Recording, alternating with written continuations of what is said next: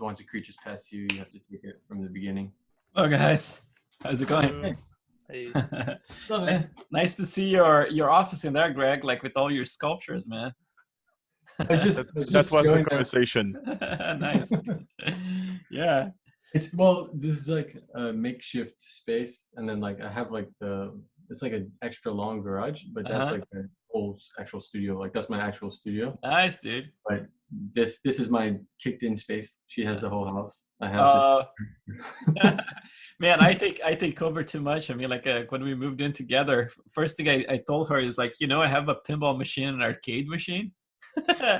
And then when we bought the house, we kind of like, it's like I need a game room. So like the dining room became a game room. I put like an extra pinball in there, and like there was a kind of like I collect like retro games like in consoles. So I have like Dreamcast, PlayStation 2, all kinds of stuff in there, And it's just like for the kids to play. Obviously, I'm more like a collector these days. But then I have this office as well, so I end up like taking like 2 rooms of the house.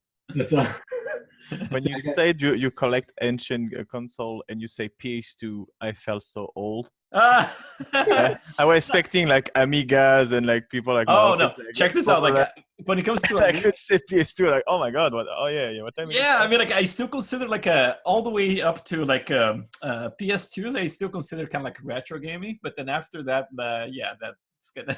But I mean, like, Amiga was my second computer. I had the MSX first. And then I had an Amiga 500, and I love that thing, man. And nowadays, what I do, I just emulate. I got this mini computer that's called like a NUC, right? Like a Intel NUC, and it's the Hades Canyon one. It's like super fast, and it goes like for $1,200. It's expensive shit, but I found on eBay for like $700, and I got one of those. And it's like a Intel like 4 point something gigahertz. It's super fast, and it's a tiny little thing. It's kind of like a laptop chopped in half without the keyboard and the monitor. It's just like a mini tiny laptop. And that thing can emulate anything, man. It can run like Dreamcast full speed in it. PlayStation 2 full speed. So I got like the old school stuff like Amiga and other stuff. Like I go to Internet Archive. They have all the ROMs available in there. Like, it's just that's awesome. And you just get from there and just emulate everything. I was like, man, that's awesome.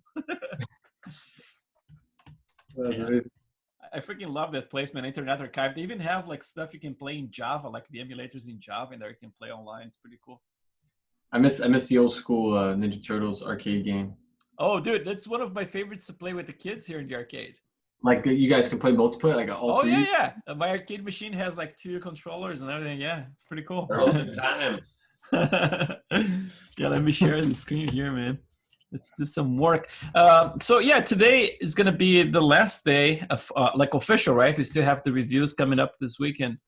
But I want to make sure that, I mean, like yesterday we went through a lot of stuff. We discovered a couple of things as well in the process. So that's pretty cool. But then I realized that I didn't talk about like ears sculpting, stuff like that. So I might do some like sculpting the ears today and then go over some other stuff like update you guys on the hair stuff that I did yesterday. You saw like some of the renders, because the intention is to always do something like to make sure that you guys actually see what I'm doing, instead of like having this thing like, oh, I saw you post those renders yesterday, but you're not covering this, It's like, that's why I asked you guys to call me out yesterday. It's like, let's talk about what's missing, to make sure that you guys get what you're looking for. And then, but today I was thinking about doing this. So do a little bit sculpting in the ears. That serves as a little excuse for me to export all those maps again. Kind of like it's being fast to export the maps, taking like 5 minutes, I think. Export the maps, bring it to Maya, update the model a little bit so you see like the entire process, and then maybe we can do a little render, like after doing some tweaks in the hair, and then just like finish up an image. I was like pretending that's actually the final thing. Kind of like do like the whole thing like from beginning to end, so we can actually see. It's like if there's any question that pops in the middle, we can deal with that. But let me just pop my my little reference here of this old lady. Let's see. Yeah, she's coming along, man. Like, it's like I went to bed. You saw the time I posted yesterday. It was like 4:30 in the morning. I could not fall asleep, And I just like kept working on her, and then there's always like that time, it's like you you kind of like the character kind of starts to pop, you know. It's like up to a certain point, you kind of like, yeah, it's kind of like progress. There's one point that kind of like there's a little bit of a soul that pops in there, and then I kind of like that it kind of happened a little bit yesterday, and I was like, so kind of like interested to push the model forward now. You know, it's like there's a lot of missing detail in the skin. The forehead is barely touched. The ears are not touched at all. I still have to complete the sides of the face. The neck is completely untouched. So there is a lot of sculpting to do. You know, it's like you can even do that a little bit. You know, it's like do a little sculpting in the neck and then the ears, or the places that are missing stuff the most. You know, and then we can do like a little bit of the overall kind of like you know, just remembering what we did over the course of the course. So let's see. So I'm gonna bring my little reference here. So yeah, yesterday I started like sculpting. Not you, you're not old. Here. I just got my porn folder in there. Now actually this girl, she has interesting references, or like you know, for bony structures. Let's see, I got like, she has this very bony structure in there, and then her back is pretty skinny too. Kind of thought it was cool, you know, it's like to see the shoulder blades and everything. It's kind of a little bit on the skinny side. So I thought it would be nice to actually capture some of that. Now that I have this old lady, man, I'm kind of like tempted to just go, you know, so I can re-sculpt her just to look more like this and the other ones that I had as candidates, you know? Kind of like just re-sculpt and see how much I can reuse. Obviously, this one is not going to have a lot of wrinkles or anything, but just tempted, you know, to, you know, do a little hack job and then create a bunch of different characters with the same one, which is always a possibility you can do. So let's get this girl here, our favorite girl. And then so for this little guys here, like those little wispy hairs in there, the way I approach is exactly like I mentioned yesterday, that sometimes I just the one to deal with the trouble of like having to sculpt, you know, it's like the guides perfectly every time and blah, blah, blah. So I just decided to add a bunch of sculpting layers. So check this out. I'm going to show you this first before we go ahead. So right here, you see like those little guys in there. I still can add more randomness because they're, you know, it's like the clumps are a little bit too precise. I can add more stuff in there, but check this out. If I turn off, let's see. So this is like the side hair, right? Yeah, the side hair right here. So if I look, if you look at the what I had before, the sculpt layer. Let's see. This is one. I think I have another one.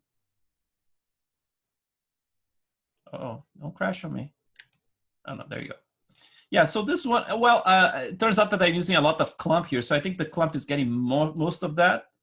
But it is not probably the best example. Let me try with some other areas here. So the hair itself, for example. So let's do like, let's see, top hair left. So this entire section here. So my layers in here, the way I put it was basically like I have my basic sculpt layer that I'm not adding anything. So I have the guides, obviously. If you remove, it's going to be a mess. Then I have the clump, noise, and the sculpt layer. So check this sculpt layer. So we went from this to this, just like bringing stuff together, right? And then for the sides, let me see if I can. Yeah, it's funny because those ones seem a little baked, but I remember like actually really sculpting those guys. I don't know if it's not showing perfectly, but yeah, like for both sides, I actually added like a sculpt layer to lift the entire like back of the hair in there, instead of like having to do it with the guides, which I could, right? I just decided to just like add like a sculpt layer, because at this point I can actually customize the entire thing. So let me just turn off this one again. And then I want to make sure that the side hair has the stuff I sculpted, because I thought, so this is the guides, clump, sculpt. Okay, there's a sculpt layer right there.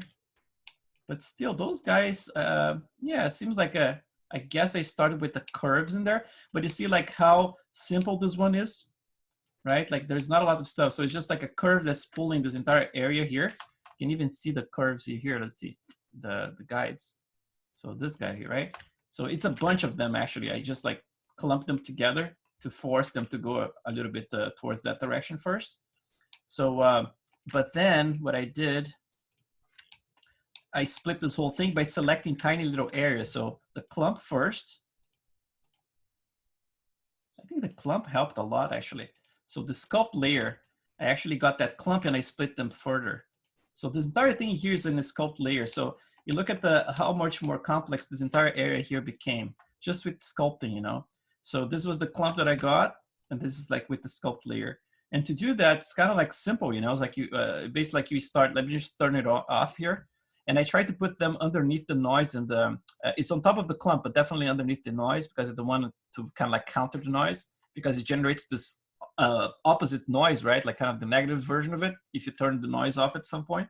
So I'd rather sculpt like in the at the lower part. So just go to add like a sculpt layer, and then this guy here, let's turn on edit. So the way I approached this whole thing here took me a few hours was to actually just like mask them using a little freeze. So for example, if I wanted to do like add a little bit more complexity, let's say to this bigger chunk here, just with a tiny little brush like this, select like that, and then deselect anything that's behind it. So something like that, just a little sleeve in there. And then I can just go to the move brush, and then I'm gonna reverse my masking here. So invert the frozen effect like that, right?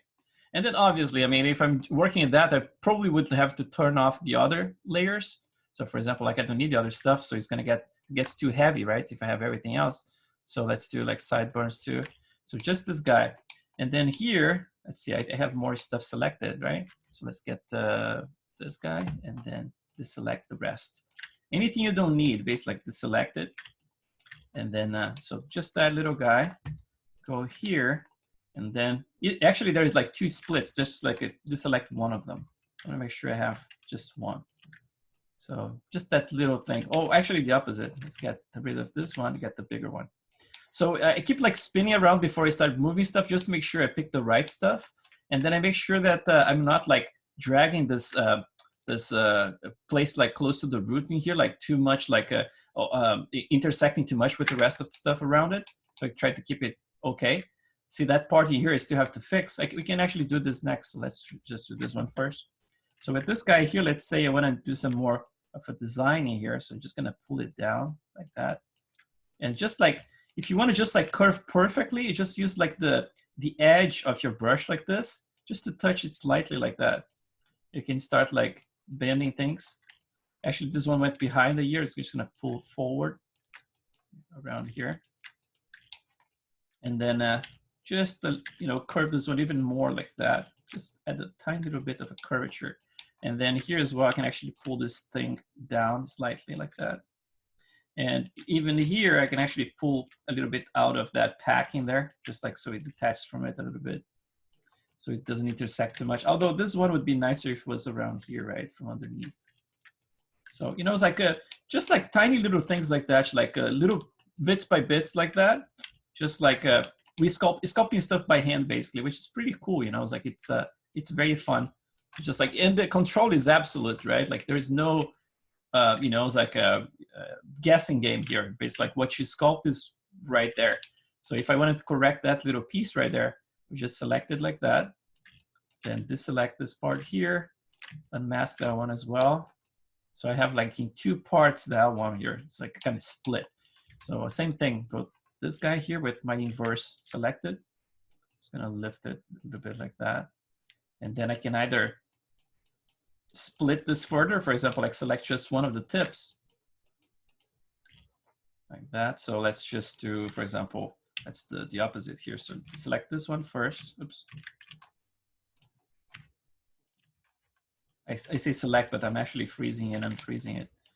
But, and then basically like just bring it down. Make sure this one doesn't intersect too much. And then obviously slowly just like removing some of those intersections.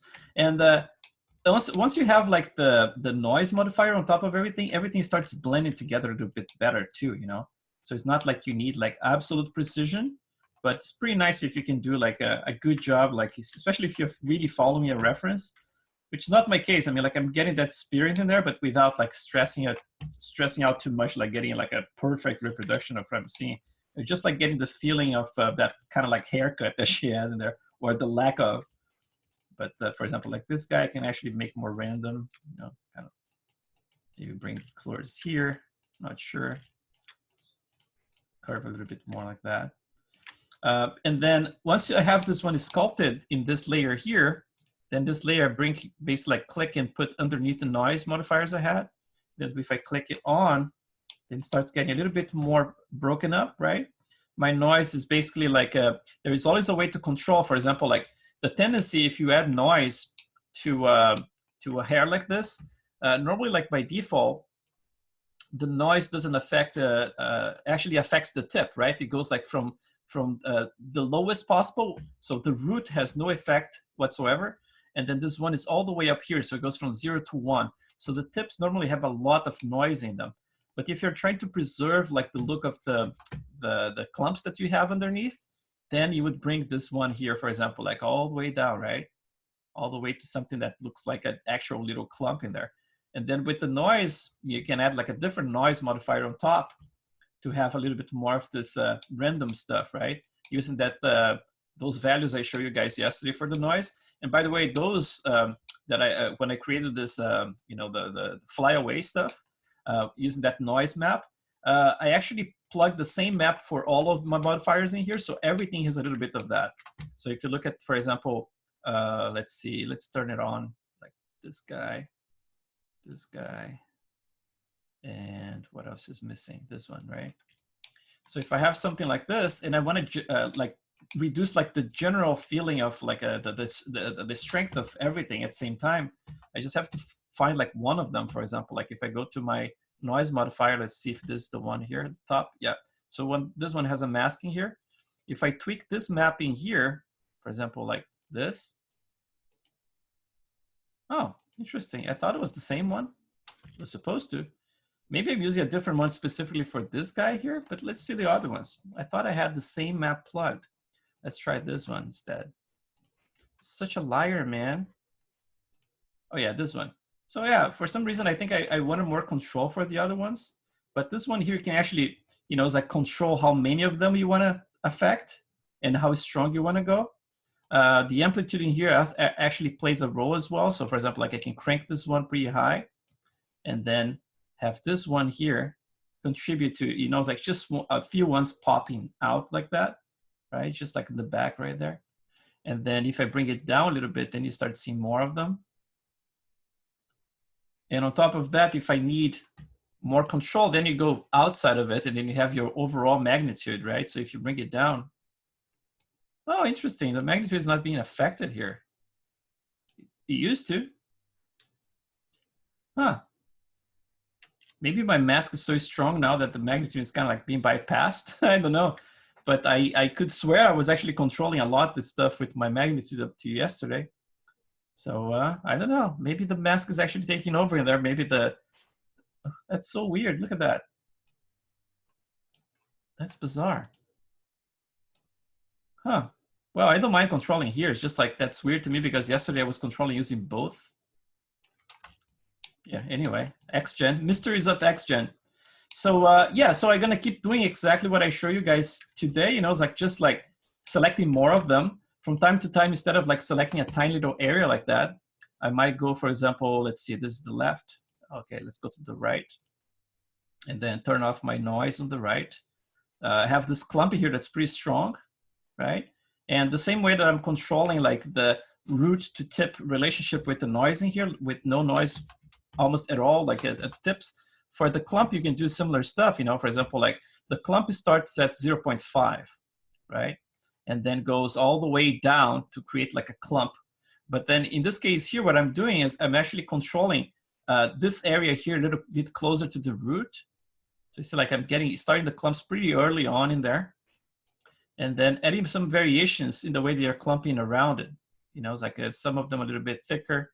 And this kind of stuff is very organic, you know, it's like you just go by feeling and by looking at what you're seeing. So this is propagating all the way to the tip. So the tip is right there, that half-baked ponytail that I have so far. And this is basically here, you see like the tip goes pretty skinny around right there. And then you can go back up. Oh, interesting, that's twisting. I wonder if I have a twist in my, I didn't realize it was twisting. I think it's because I have noise on top. But let's see if under the clumping here, if we have some twist. Curl. No, interesting. It is kind of interesting. Maybe it's just a profile then.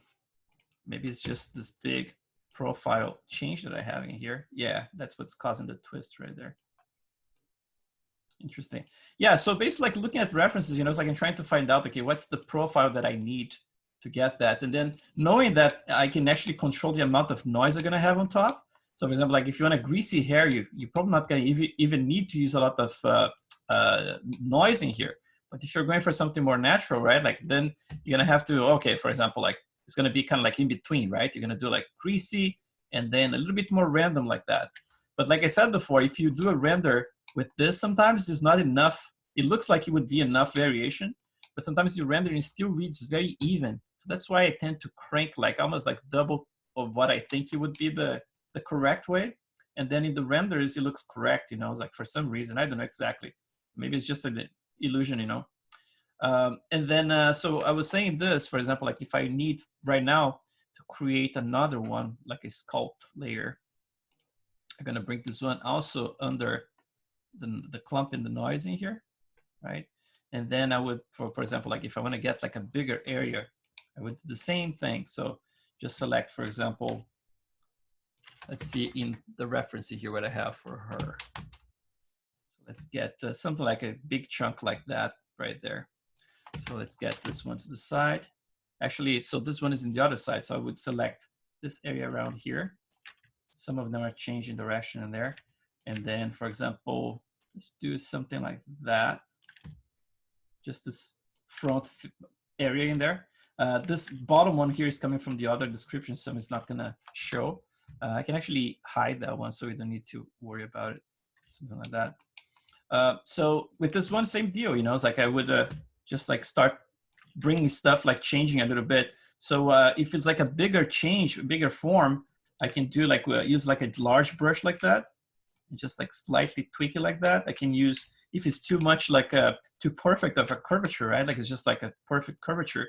Maybe I can add a little bit more interesting, you know, just add a little bit more waviness to it overall, using like a very large brush, you know.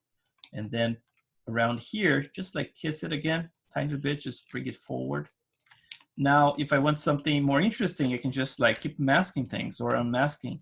Oops, go back right here. So just get the, like a tiny little bit right around here, for example, right? And I can kind of like detach it a little bit from the rest. So for example, like just bring it out slightly and a little bit out of place as well.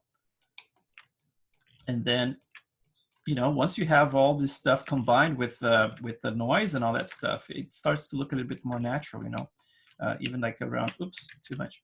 Around here, go from the bottom, for example, and see how much is like going out. You can tweak it a little bit, you know, it's like get some more of that shape. And it's like, it's perfect control, man. You have a lot of control. I mean, like probably for pipeline, not the ideal, right? But for sculpting, like for concept art or for renders of like stills like we were doing here, this is like, you can do anything with hair.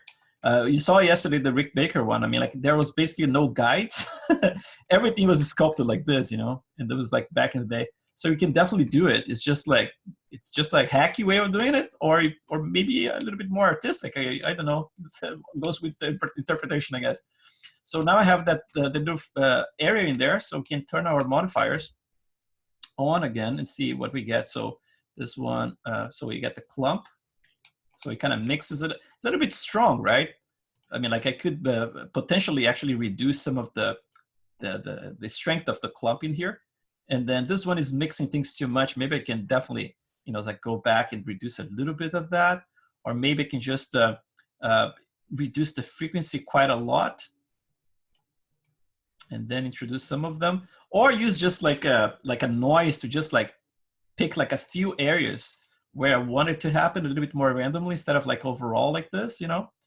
But yeah, it's gonna be a matter of like trial and see like just like visually what it's doing, you know. And this is the one that introduces the rest of the randomness in there.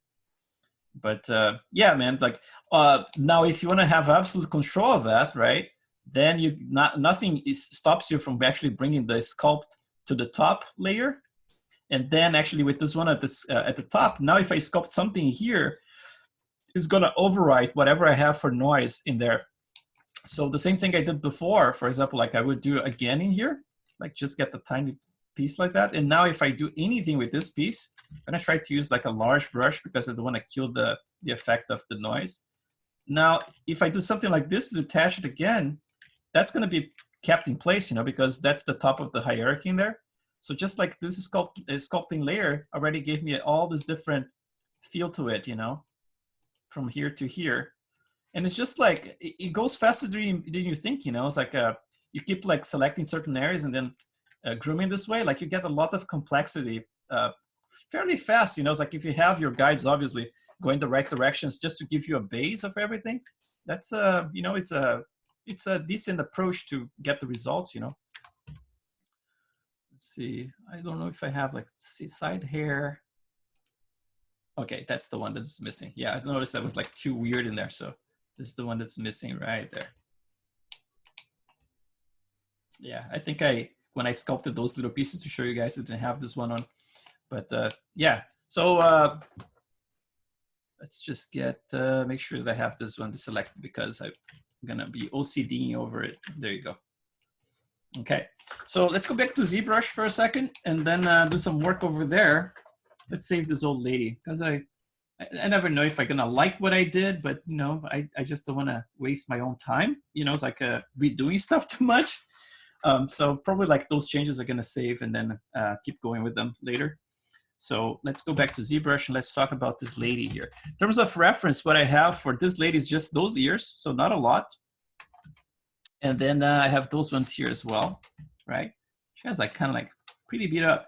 And it's kind of interesting, this one here. I think she's a jiu-jitsu fighter, right? Looks a little inflated in there. And the way that it bends down, it's pretty cool. It's very interesting shapes, but obviously, in my case, she's a, you know, kind of like, I'm not going to say an elf, but, you know, kind of like a troll lady, a little troll lady, but a cute one, not a real troll. So I can actually try to play with this, you know. It's like in, maybe this lady here can serve as a clue. It's just like I'm going to have to adapt those details, maybe just because of the age, you know. It's like, it's kind of interesting. Some of those shapes, I mean, like when you're sculpting someone young, you're probably going to go for some sharper stuff, you know. It's like there are some more angles and stuff. But in her case, it's fairly organic in here. But obviously, going to look at other ladies, going to get like some different results in there. So maybe like cross something like those two parts. I like this form here a lot. And it's interesting because this little form right here, depending on the person, it gets very super thin. Sometimes it's surprisingly thin. And I like actually when it's thin, you know, like it's this kind of like, it's a little weirdness to it. So I'm just gonna move this around and let's do some sculpting those ears. So before I go to HD, I believe I have my symmetry on. If it's not, because I want to save some time doing it, I'm going to sculpt like symmetrically first, and then I'm going to start breaking up the symmetry later. Let's just do a symmetry based on the posable symmetry, right? So like that. And then let's see. So from this point here, let me just switch to my clay build up. And then I'm going to use my tiny little intensity, like maybe 2 or 3. And I'm going to start trying to capture some of those things. So the first thing, I made this area super thin, like I said. It's kind of cool. But this area here has to go a little bit beefier based on those references. So I'm just going to start building up around here.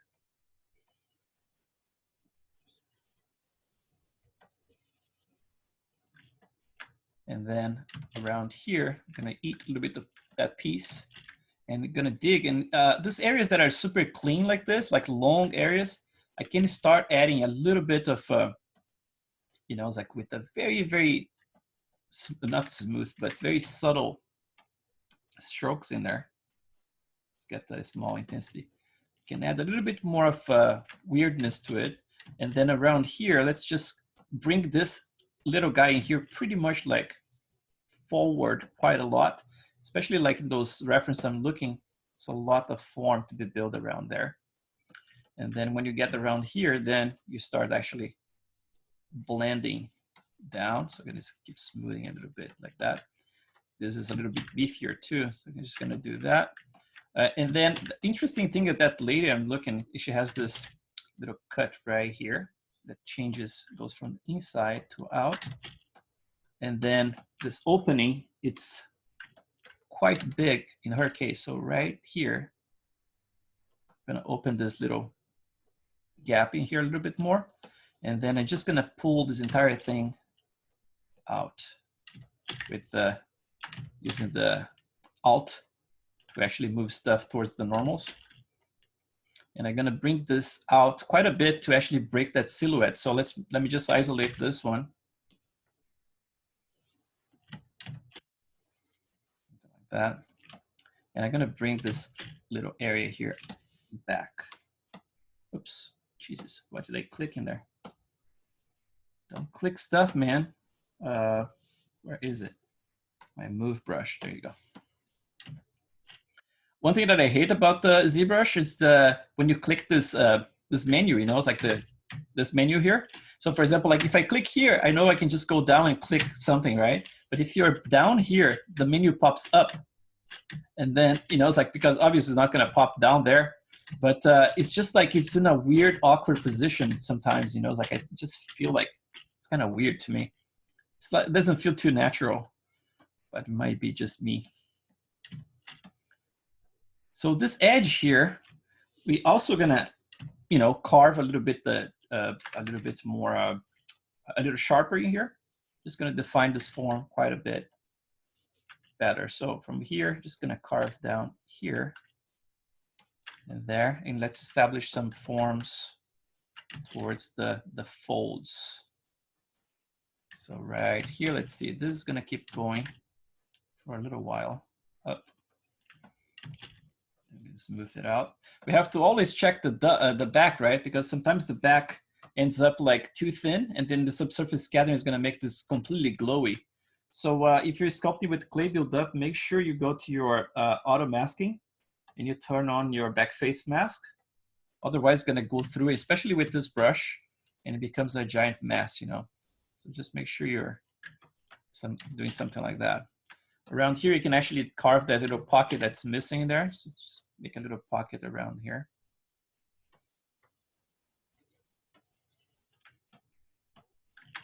And then we can start thinking about like all the organic parts, right? Everything that's actually in contact, like the forms in contact with each other, right?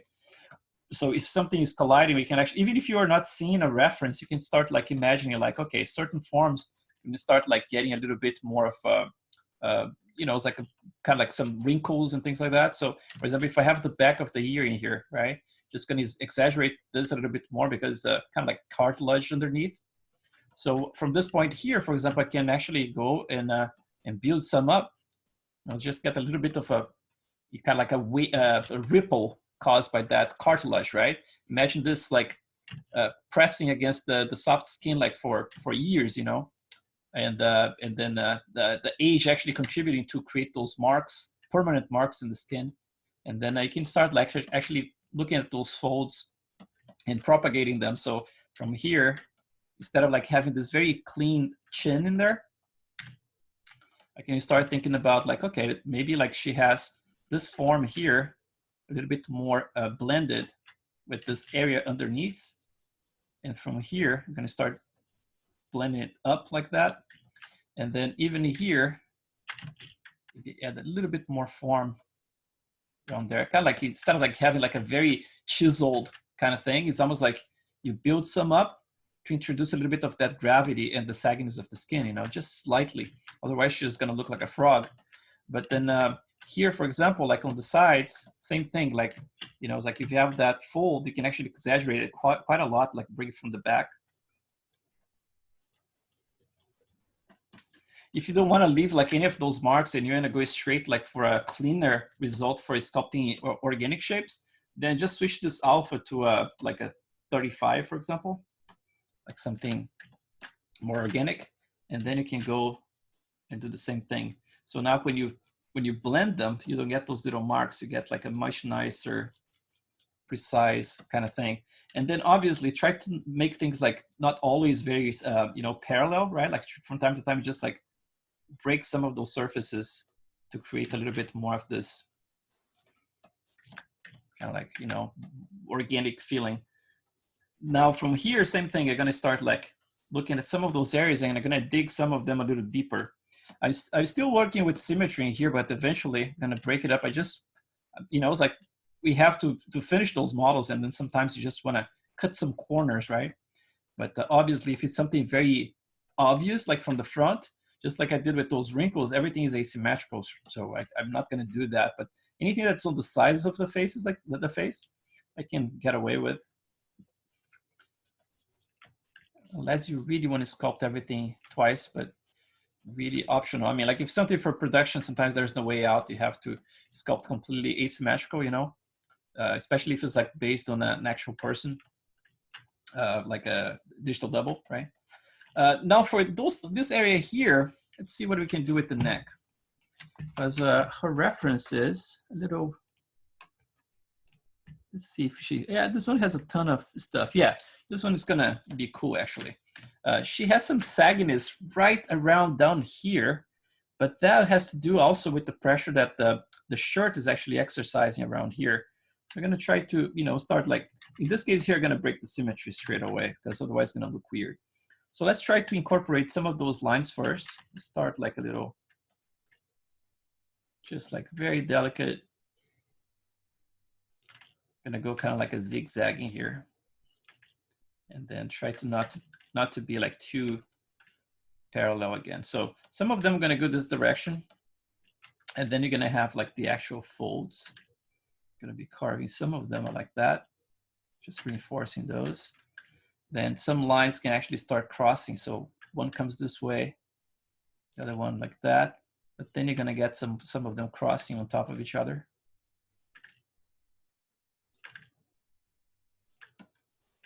To create this kind of like little pattern in there. Same with around here. Carve some of them, then cross over to create this kind of like a checkered pattern in there. Not too much, right? Just enough. From time to time, like get like a line over all of them at the same time. You kind of like go kind of like diagonal like that, just to introduce a little bit more of that cracked kind of effect. And then at this point, we're just blocking here some directions. We're not actually doing any fine sculpting yet. So just like blocking kind of like, okay, where is this going, right? In her case here, she has a lot of stuff coming from that area. So it can actually start coming from here and down. And those ones gonna get super thin. Every time you're sculpting wrinkles, like think about like what type of skin that is, right? Sometimes if you sculpt those things like too thick, it doesn't sell the idea of like a delicate, about to break skin, right? And if you sculpt like too thin in an area that's actually a massive area, sometimes you get like the effect that like it looks like elephant skin instead of like, yeah, so you get the point. But yeah, so we're gonna be doing this here, and then in between those lines that I just created, which I can do from time to time, instead of like going too straight like that, you can just like create some kind of like zigzaggy when you do this sculpting, just to create a little bit more variation as well. And then in between those lines, I mean, at this point, I'm sculpting outside of HD. I'm not in HD, just like 1 million polygons. And I'm just gonna be filling up those guys, the in-betweens here, to create a little bit more of this organic feel. For the wrinkles and the pores in the face, that's what I'm doing constantly. You know, it's like I said from the beginning, the pores are just one single aspect of it.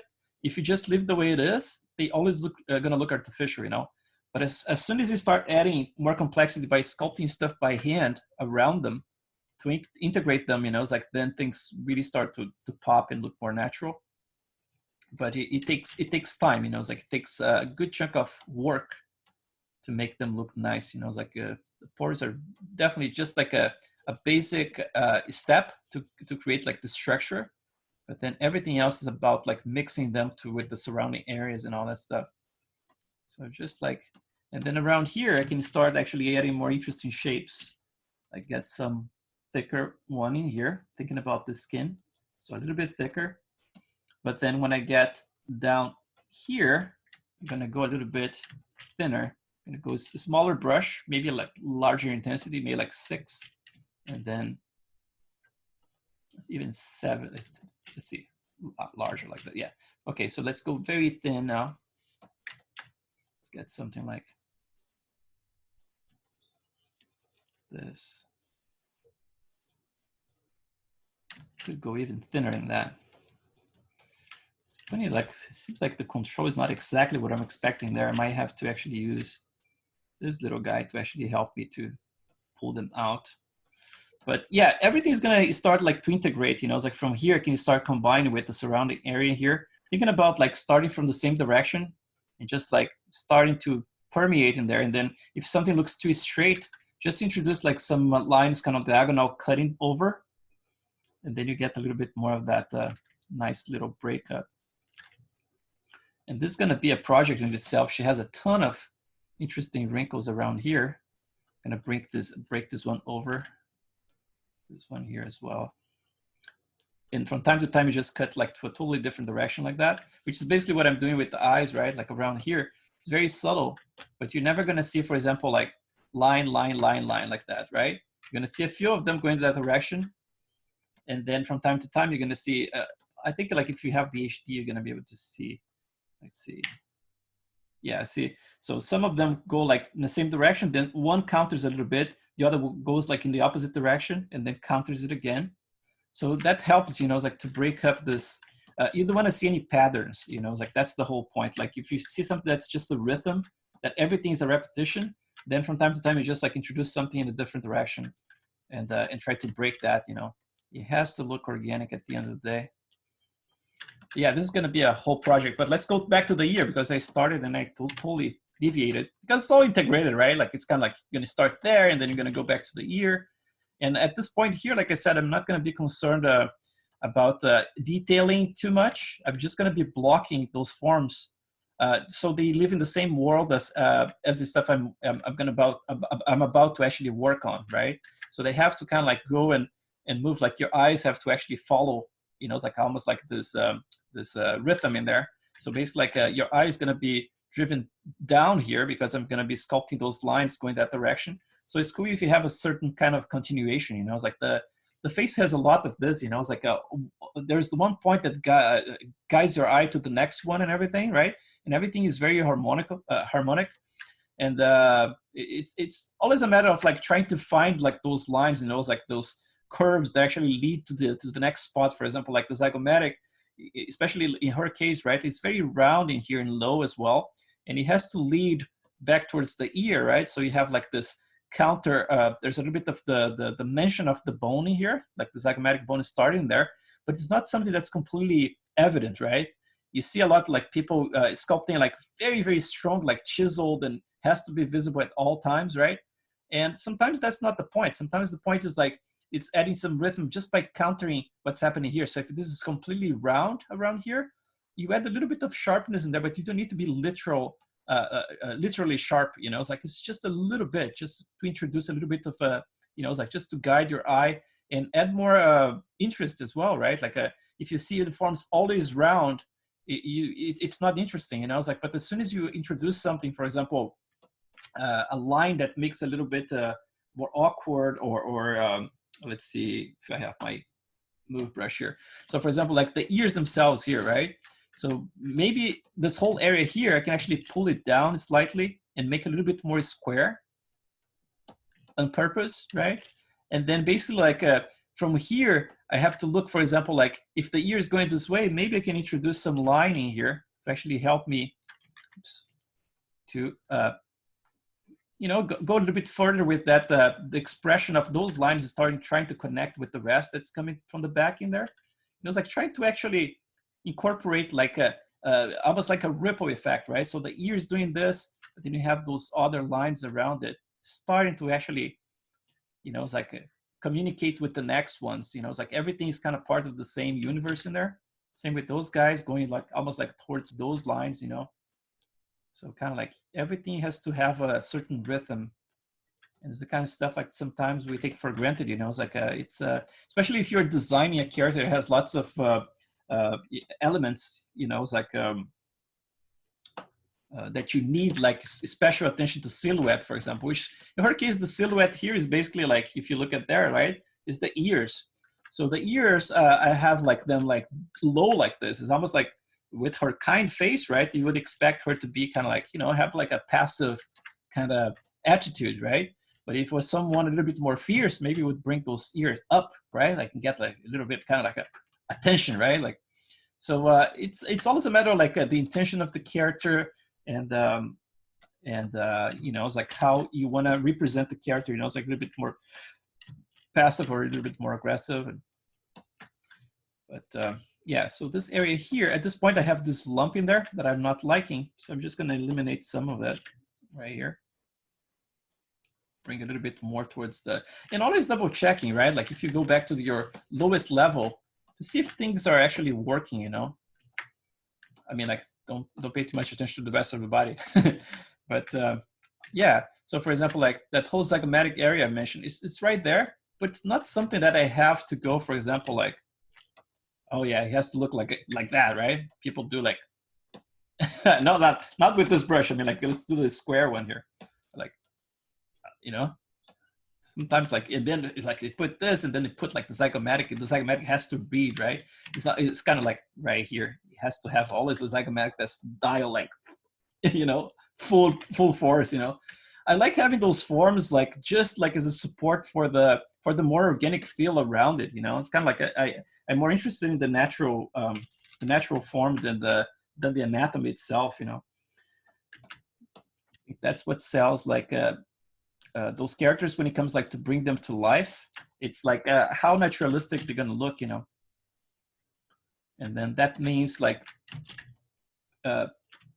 basically like using like the secondary forms to help you out much more than the primary forms, you know. Instead of like chiseling all the primary forms, is actually, you know, creating more rhythm with the secondary forms. I think that's the gist of it. Let's get like 35. So let's do some more work here. I started doing that one. I'm gonna introduce it, put a little bit more volume in there. So 2, 3. I'm gonna make it a little bit more puffy. And then here, I'm gonna actually branch this into 2 forms. And because she has these little ears that we don't see very often, I mean, I could go crazy with it. Could introduce another extra, maybe like a little bit extra form right in the middle to have some more support since it goes so long, and then maybe cut towards here. And let's just add some more depth around here and then continue this form up around there. If things got a little too crazy, you can just like go back in resolution a few times just to smooth it out. Check your secondary forms if everything is clean enough, and then go back to that level again, you know. So here, instead of like having this very round surface in here, it's another opportunity we have to create some kind of interesting sharper lines. So for example, I can introduce a little bit more of a volume around here with maybe like from time to time a little bump or something like that. Oh, my allergies are attacking me today. So you can add another bump around here. But then this entire edge in here, I can maybe play with something like, you know, I was like, let's do like an S polish, and let's get this area underneath a little bit more sharp, and then just like smooth slightly. Let's get like, maybe like the inner part a little bit sharper. So you're gonna definitely get some of the subsurface right at those little sharper edges now. And then right at the tip, maybe we can introduce a little bit of weirdness in there as well. Obviously, like both sides right now are very symmetric. And then I'm gonna have to break up this entire thing, but just like get some of this stuff in place. Same for this area here, for example. I'm gonna make sure that this reads a little bit more, a little sharper. And that this volume here actually follows this line a little better. So I'm gonna round it up a little bit and then build a little bit of this area here as well. Just make sure you have a little similar hierarchy. And then let's see, from here, let's see that other lady I had that had the side ear. She has a very weird kind of like flat ear like that. So I'm probably not gonna go with that. But I like the wrinkles in some of those interesting forms that she has. One of them is this one around here. So she has like this cartilage very well revealed, and kind of like it pops out of the whole thing here. And then when you get to this little guy, normally you're gonna get like in general, that's how it's sculpted, kind of like the lower part with a little bit more volume. And then it comes to kind of like almost like a triangle. So it has a little bit more sharpness. In her case, she doesn't have that, but I'm introducing there because it's a random a model. We are actually trying to incorporate different things, so anything goes here. So just use whatever the reference allows you. So she has this little bit of almost like a little tiny web in there, and then from here she has those smaller wrinkles, which you're probably going to have to add with in HD because we don't have enough geometry for that. But she has those smaller ones going like that. And then from here, some of them even come from this direction. And I'm just gonna build up some of those folds, creating those little bridges. Those little bridges help a lot, actually, when you have a form like this, like underneath the eye bags, like we did the other day, you know, just like to kind of like merge with the surrounding areas. You just like build little bridges like that, which is basically the opposite of what I do in real life. I just burn all my bridges, you know, so don't do that. You're here to build bridges. Don't do like I do. Okay, and then, so let's see. So like this, let's do another one around here, and then build up this entire area. Hey, Chris. Yes. So I have a question. Mm-hmm. Maybe you can help me. Mm-hmm. So ever since I took your class, yeah, I have this weird urge to just post memes on Facebook. Well, what should I do? You go for it, man. You have to. Yeah, man. I was like, for years, dude, I was just posting memes because I got so pissed with the political stuff, you know. It's like, and I was posting politics all the fucking time too, so it's my fault. But then I got like, you know what? I'm gonna just post memes from now on. But then now with this whole wave of like coronavirus and all this crap, you know, it's like, it's not like I'm posting politics. I'm just posting like venting my ideas about what I think might happen in the future, like in terms of societal changes and things like that. It kind of concerns me a lot for the future of our kids, you know. But then I'm just like not the headspace to get into those long ass discussions, you know. So I'm kind of like missing going back to my memes as well, man. So I'm glad you mentioned, because I'm probably going to be digging some memes today. Make light of all this crap. Awesome. Man. I'm looking forward to it. It's like the only positivity we've had. The internet's been killing it. Everything. I know, man. Right? Like it's a weird thing. The thing that's fun is that someone posted the other day about Facebook, right? Someone posted like, oh, because we are here, you know, it's like to be kind of like a community and blah, blah, blah. I was like, yeah, this is bullshit. I mean, like what happened is when the Facebook was created, it was a tool to actually compare people, like physical appearance, and that's it. It was the most shallow possible way of like comparing people and putting people against each other. You know, it's like it's kind of like in a college. You know, it's like, oh, would you rather fuck this one or this one? Basically, that was the deal. You know, and then all of a sudden we have to believe now that this is amazing platform for aggregating and creating friendships for life. You know, no, it's not that. You know, it's like. I mean, like, I tried to go to Twitter, for example. I lasted on Twitter 2 months, and I was out, dude. I canceled my account and everything. Everything's so negative and so politically driven and everything. I was like, dude, I just don't need this crap. Yeah. So I go to Twitter, but Instagram is like the only one that I can do because you see a lot more art and fun. Man, isn't that awesome? I mean, like, yeah. I told my wife, like, the algorithm. Yes. I told my wife, like, because she gets a lot of crap in her Instagram, and I said, like, let me see your feed. And I was like, dude, she follows a lot of celebrities, you know. So it's basically like everything is targeted to that type of thing, right? That people are trying to sell you products constantly. So you're basically being profiled constantly. There is a secret setting on Facebook that I had to turn it off at some point. I had to check what was there. And I'm pretty much like, I consider myself apolitical in a way, like not in terms of course, I have very strong political opinions, but in terms of following a party, I don't trust any of them. And then, but I was classified as a liberal in there. Like in Facebook profile me as a liberal.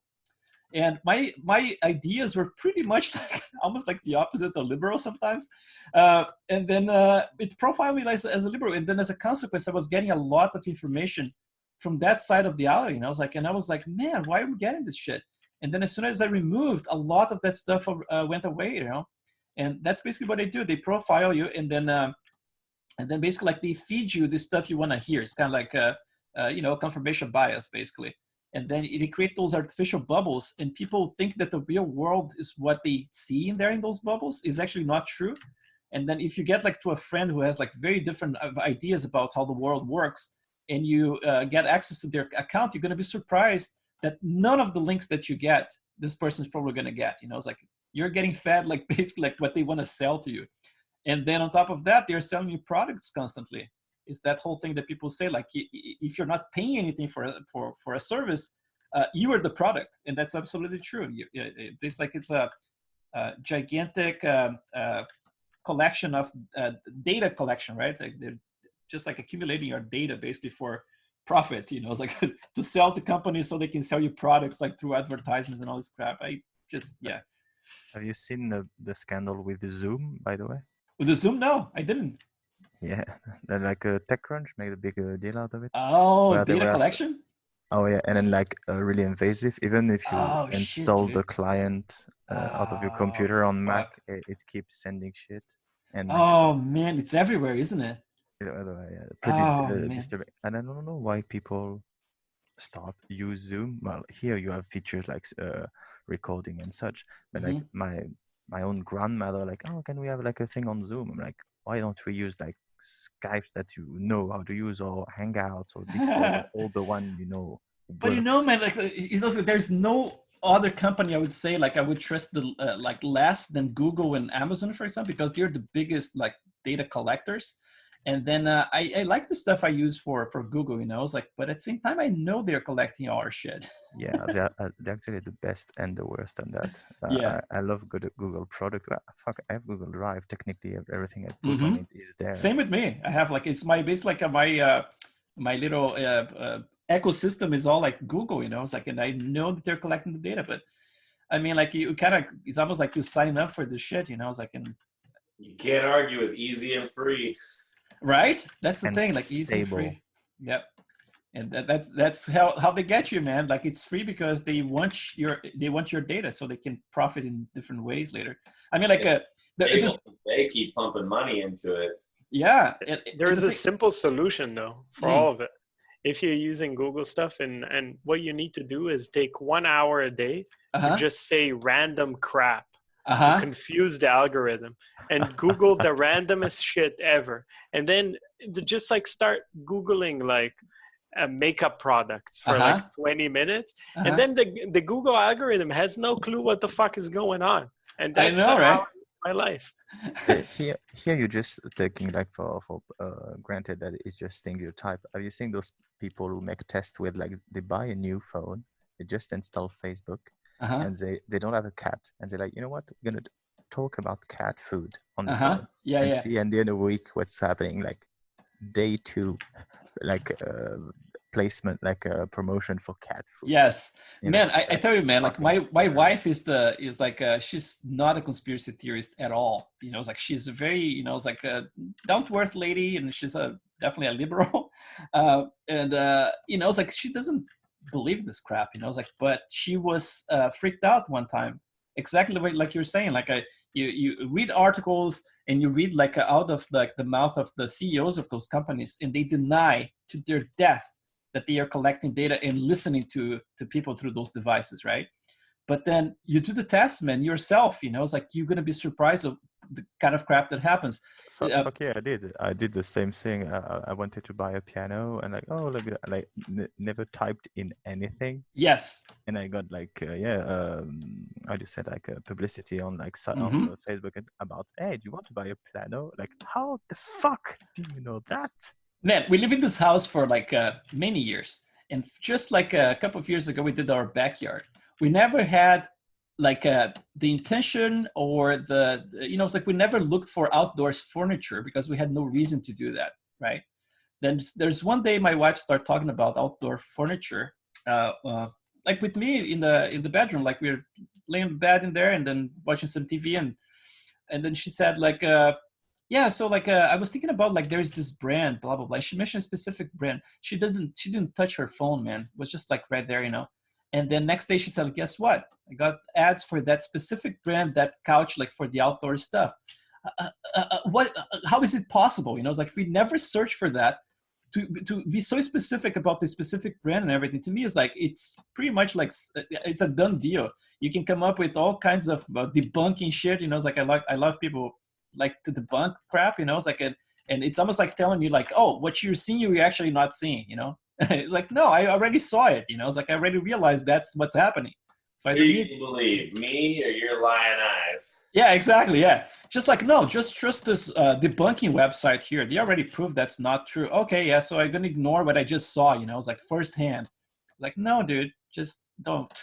Okay. I don't understand. Home as a present one time, and literally, it couldn't understand what I was saying to it, like the commands that I gave it, but like showing up on all of our searches, like because we all have iPhones and everything. Yeah. The same things that we kept, like the same songs, like the same. It was weird. It was I had to turn it off and get rid of it. Yeah, you know, man. What's real cool about this thing is kind of weird. Is like the Google Home stuff. It kind of learns how you speak as well. So like he knows all my shitty. Like I have an accent. English is my second language. Yeah. And like. Fucking Google knows even if I mispronounce a word, he knows. He's like already doing it. Yeah, and people have arguments, for example, like even like the smart meters, right? Like they're actually tracking everybody's moves, you know, it's like they know exactly what time you're home. And I don't know, man, everything is kind of like it's this pretty much like well-planned, rigged situation where at some point you're not going to be able to do anything, you know, it's like, it's just like, it's crazy to me. There is states in the United States you cannot collect rainwater. It's against the law to collect rainwater. You know, it's just like, oh man, how is this? You can't take a bucket and fill it up with rainwater. You cannot collect rainwater. It's against the law. You can actually Google this. Why is it for? Like to prevent like drought or something? Yeah, man. Like you know how it goes, right? Like in terms of when they want to push something on you, especially stuff to take your rights away. It's always about like your well-being, right? So they're gonna come up with all kinds of stuff. You know, it's like it's either like it's for global warming, it's for this, it's for that, it's for your health, it's for, you know, it's like for the common good, whatever it is, you know. But then meanwhile, like that's how I see government approaching stuff. It's just like there's always like the good intentions part that you buy because people overall have good hearts and they really trust what they're being told. And then there's other part that's just like a Trojan horse, you know. It's like governments are great at this. They did that water collecting thing in the East Bay like 3 years ago when we started all that rain. They were like, you can't collect water because they like literally were going to be out money if we started all collecting water and didn't need their water for like watering our flowers and stuff. We got a letter that like not too long ago too, and it was like right when all that rain started happening like 3 or 4 years ago. Oh man, yeah, it is crazy, dude. It's so we had weird. that drought beforehand, and they were charging us crazy amounts, and then all of a sudden all that rain started, and they like made all those weird restrictions. It was really weird. Yeah, the thing is, like, we kind of like when we had this smart meter, they sent a letter like, "Oh, you want to install the smart meter?" And I said, "No, I don't. I'm opting out." And then they said, like, "Okay, so if you're opting out, you're gonna have to pay extra $10 a month." And I like for months they are charging me $10 a month until they stopped, you know. But for months they are charging me because I opted out. And I was like, so weird. They do everything, man, to keep you in this freaking rig. You know, it's like I told my wife, like the whole solar panel thing that to me is like just gigantic scam as well. You know, it's like if I have a way to collect my energy and store it, like in batteries and stuff, then I have no problem. Then I can actually buy my panels and be completely self-sufficient, right? But the thing is, like, there are laws being put in place as well to prevent you from doing this, from storing your stuff. They are trying to keep you in the grid constantly. So if the grid goes down, like regulated. BBG or whatever. BBG. Yeah, if the grid goes down, you're screwed. You know, it's like, so what's the point? So I don't know, man. I don't want to, you know, I don't want to work for the grid if I'm not self-sufficient. You know, so yeah. Hey, Chris. Yes. I was wondering, didn't you consider to do like the Facebook group, but on your site itself, to not have Facebook anymore? Oh man, that's You have like a forum, and if you want to quit Facebook, for example, you can still have access to the group. That would be cool, man. You know, it's just that it's kind of like once you're there like for 10, 12 years, like I am, you know, then there's like family, old friends that you had and all the stuff. Like it's so tempting, right? Like to just be in touch with these people. And so they get you by the balls, right? Like they give you like all this juicy stuff. You know, it's like, oh, you want to find a friend? It was like, oh, sure. I was like, oh, what school you went? You know, it's like, oh, this one. Okay, I have friends for you. So you find some friends, you know, people you miss. And then you're all of a sudden like they get you by the balls and like, oh, fuck. Like the South Park with the cable. Yeah. If you guys watch South Park or not, but it's like, oh, with like Comcast, it's like, why don't you go somewhere else then? Right, yeah, no competition. Like we don't have a choice. Yeah, exactly. But yeah, man, I'm gonna stop ranting here. It's just like a little light ranting. Let's just let's get back to this like this. Okay, let's get those. What am I doing here? Let's get both of them. That's the ears. And let me get this little part here as well. Oops, what am I doing? All right, there. So I'm gonna be basically like sculpting just this little chunk in here in HD. So let's go there. Let's see what kind of detail we can get. So you see like the detail is just like right there at the edge. I still have to finish that whole crap, but for the ears themselves, I use a lot of that very simple brush, this random skin one. Remember that one we built? So for this area here, I use a lot of it, especially like for the top of the ears and stuff. Let's try like with the smaller intensity, maybe like 7 or 8. So I'm gonna start like, let's try maybe lower than that. And maybe a little bit sharper too. So alpha, modify, let's do like a blur, let's go negative a little bit, like 3. Yeah, something like that. So just to break up the surface, you know, because otherwise it gets a little too plasticky, right? So these guys are gonna start actually blending. You see I have like a little bit of them right there already coming from the face. They're just gonna do that like circular motion in here just to get the skin a little bit more broken up a little bit. Just let this organic feel to it. So it's not like you're gonna need a ton of detail other than this. Obviously you can add like some pimples and more wrinkles, kind of like define those wrinkles better and everything. But in terms of the skin surfacing here, it's mostly what I use is just a little bit of this, you know, just to break it up a little bit. And then for the inside of the ears, then we can use our pores again to create like some black heads inside. So let's go around here, a bit more of that. And then around here. So let's get, you know, it's like if you have something like this, you can start, for example, sketching a directional brush like this, go in directions, and then you can actually start sketching or finishing up like some of those wrinkles. So let's get, for example, right here, let's get to carve some of them a little bit more detail now.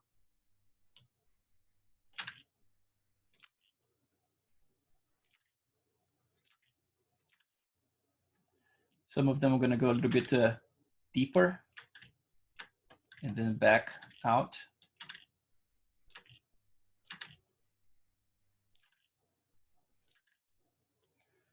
Always trying to, you know, police myself against like, you know, it's like if the forms are getting too similar to each other, really try to branch out a little bit.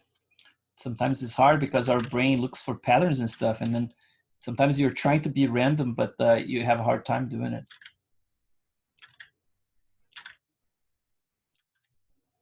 Hello, sir. Yes, hello. Yeah, I face the same problem. It's enjoyment, and the same time it's going the same pattern again and again. Yeah. So yeah, if you're going the same direction, like I did here, for example, like you start with one direction and then change slightly, and then from time to time you just cross over, you know, it's like, and then you fill up those areas with some of those, like do a little bit of clay build up in the middle, so you can actually introduce some of that kind of like break up in there. But yeah, like definitely from time to time, just like go deeper with some of those and use those ones like as hero ones to actually define the whole thing. And then the other ones become just like a secondary little detail around it. But you're definitely going to need some of them to be like the main ones, you know. Around here, for example, I can actually start maybe going like a little bit in the, create a little pattern in there. Not a pattern, but fanning a little bit around there. So around here too. So let's see, something like that. Up. Yesterday, I was checking my model in different lighting. Oh, you did? Looking, yeah. What happened? It's looking good. Yeah, nice. It's looking good. I was feeling so great that it's reacting to different lighting and getting that same feeling. Oh yeah, that's cool, man. Me, yeah, because sometimes you render with one lighting and then it looks so good, right? And then you switch it, it doesn't work at all. So that's great. Good to hear. Yeah. Very cool, man. And it's looking really cool. Like you have to share with the rest of the group, man. Don't be shy. Although I know, finish it first. Although you're posting this weekend as well, right? Like you're gonna send for review, so we're gonna all see that. So very cool. Yeah. Hey Chris, for this week, do we just like should we just give like whatever renders that we have like work in progress? Anything you guys want, you know, it's like I'm gonna be open to anything, even like if it's a model that's not completely done during the class, you know, it's like anything you guys have, and I cannot do like multiple models per person, but pick one model and I'm gonna do my best to review it for you. All right, cool. I'll try to do some renders tomorrow while I'm working from home. Awesome. Yeah. I'm gonna send like an email out as usual, but it's normally like you know, once we finish this class here today, that's gonna be kind of like I normally give like a deadline, like a Friday night for me here. So it would be nice if you guys could post some stuff, let's say like 24, 25 hours after the end of this class. That would be cool. But I normally like I'm flexible, you know, it's like some people post stuff sometimes in the morning. Although I don't like it, I still download it and, you know, so I can review anyway. But yeah, you guys do whatever you feel comfortable with. If we made like a render, like could we send you the Maya scene, or can you look at the like? For my part, the rendering part is quite it's brand new for me. Yeah, it's like you know how to collect all the files necessary, like for the Maya stuff. Yeah, I made a project and such. No, like creating like a file that actually combines all the, because like Maya has this funny thing, right? Sometimes you save the files, and then sometimes there's a texture that's missing or something. And then there's this, let's see if I remember what it is, archive scene. So this archive scene here include external files of unloaded references, right? So it's a matter, you know, it's like if you want to do it or not, but I mean, it creates like kind of like a zip file, a gigantic file that has all the files combined. So when you unzip it, you have everything. But make sure that your scene is not like 3 gigabytes, right? Otherwise, it's going to be hard to download here.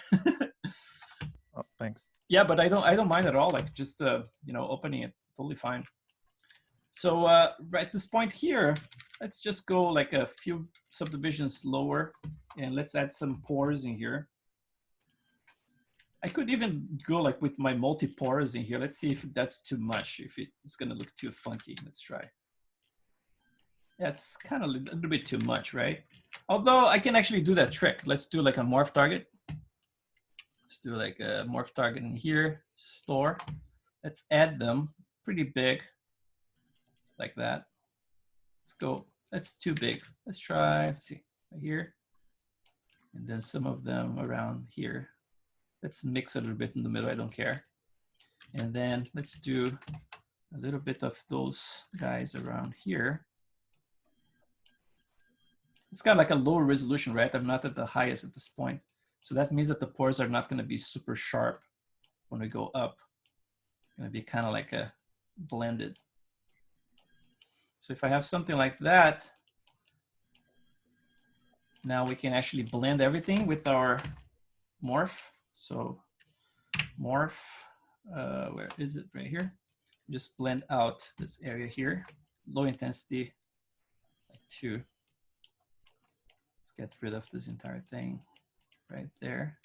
especially this little cartilage in here. You don't want to have a ton of pores in the cartilage area. Something like that. And then remove from here for sure. And from there, look at the back. You know, like it didn't turn the back mask. They're kind of like all pores in there now. And let's see here, same for this area around there. So just like the inside, you know, get some of that in the inside in there. Looks like the pattern is a little bit too even. So maybe I can eat little pieces of it like that. Just remove some parts. So it's not like everywhere. And maybe even from here, I can actually remove. I'm gonna keep more towards this little area just to add a little detail in there. So if I go higher now it's just a little bit of them, right? And then in this case, I can actually go, well, my morph is on. So let's go to the single pore brush. And I can use the single pore brush here, of course, like it's gonna be sharp like that, right? But nothing stops you from actually blurring this alpha a little bit. So let's try like 15. And then let's use a smaller intensity as well. And then we can actually add some of them without being too aggressive. So something like that, just little. Gonna make some bigger ones so we can actually add some variation. Kind of similar approach I did for the sides of the nose. And the sides of the nose turned out okay in the render. Let's see. I think there's images. Yeah. So the side, oh, I think there's one from the side, this one here. This one you can see. Yeah, it's kind of like a similar approach, you know, it's like the bigger ones in there just to break up that whole thing. So I had the smaller ones in the, you know, it's like in the base, and then the bigger ones just to break up. So from the side, it kind of like, looks kind of like a different type of skin, right, from the rest. This whole thing here, I still have to add more wrinkles. So a lot of those pores gonna go away. But I'm gonna leave some pores around here, definitely around here, definitely in the chin. But this whole area is gonna be much smoother eventually. And by smoother, I mean like you're gonna have a ton of micro wrinkles in there, just like to blend everything. So basically, yeah, it's like at this point here, I have a first pass, and then I can go for something like, let's go for, let's see, skin pores, random spray, depth. And then we have, which one is that? The pimple elastic. Let's see this one here, which one is that? So this is a little bit big. Let's do like a focal shift, a little bit smaller, maybe minus 0.10. So a little bit sharper. And let's go to a lower intensity. This is like based on the elastic brush. So it should be, you know, it shouldn't destroy anything that we have underneath. And this one I'm gonna use just for overall, you know, even like I can use maybe like switch like to a spray or something. Let's see how bad it looks. Let's see if I go like spray with the low flow and a little bit bigger placement, and maybe a little bit smaller alpha as well. So let's go like 41. Yeah, so something like that. Let's see with the last focal shift this time. Okay, and then let's go to a lower res. Oops, Shift D. Okay, and let's see, this one is apparently still too strong in terms of, let's get 43 maybe. Yeah, okay, so I'm gonna go lower resolution and then very low intensity as well. Just gonna go back here, let's see, just trying here. Yeah, so just to add a little bit of this organic feel to it, just like it's gonna be very, very subtle. Not at the top, the top resolution. I'm gonna go negative with it. So basically I'm gonna use Alt in here. Just gonna eat some of that as well. Get a little bit more of this detail without having actual detail, right? Just like very, very subtle stuff to break up all the form. And then we can go for something that's more specific. Let's switch to drag rectangle. And let's see what we get, like with the actual, let's try 35 and then bigger. Yeah, something like that. So let's go for this area here, go to a higher resolution slightly, just one time. And I'm gonna get maybe a little bit bigger, something like that. And then I'm just like using variation here, right? I'm using like some large ones and then some tiny ones. If I'm using a tiny one here, I'm gonna try not to keep in the same line. I'm gonna just switch, like maybe like put underneath in there. Try not, you know, trying to prevent those patterns from happening. Maybe one right there. And then I think like a little pass with a little inflate could help us here, to tell you the truth. But again, like for the inflate, we have to be very careful, right? Like to just do enough of it. Let's just do that and incorporate some of them with very like different sizes and everything. Otherwise, it's gonna look too even.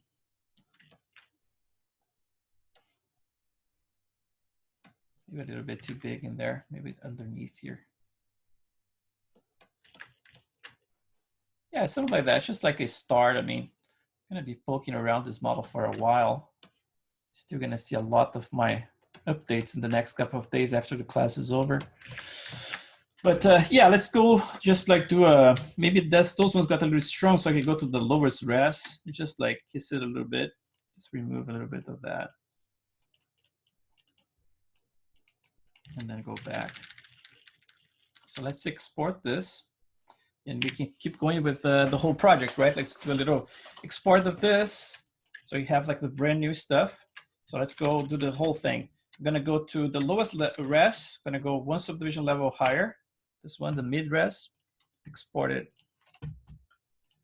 OBJ, that's gonna be our mid res 23.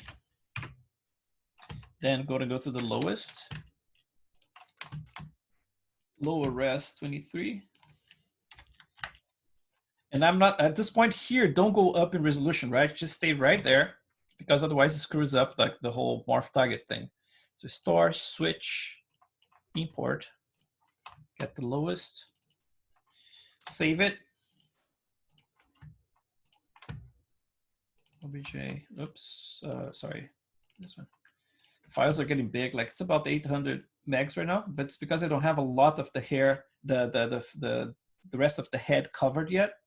Once I have like the detail in the neck and all that stuff, that's gonna be, you know, those scenes go, I think around like 1.2 to 1.3 gigs, and that's about it for the resolution I have, but it's gonna be different for you.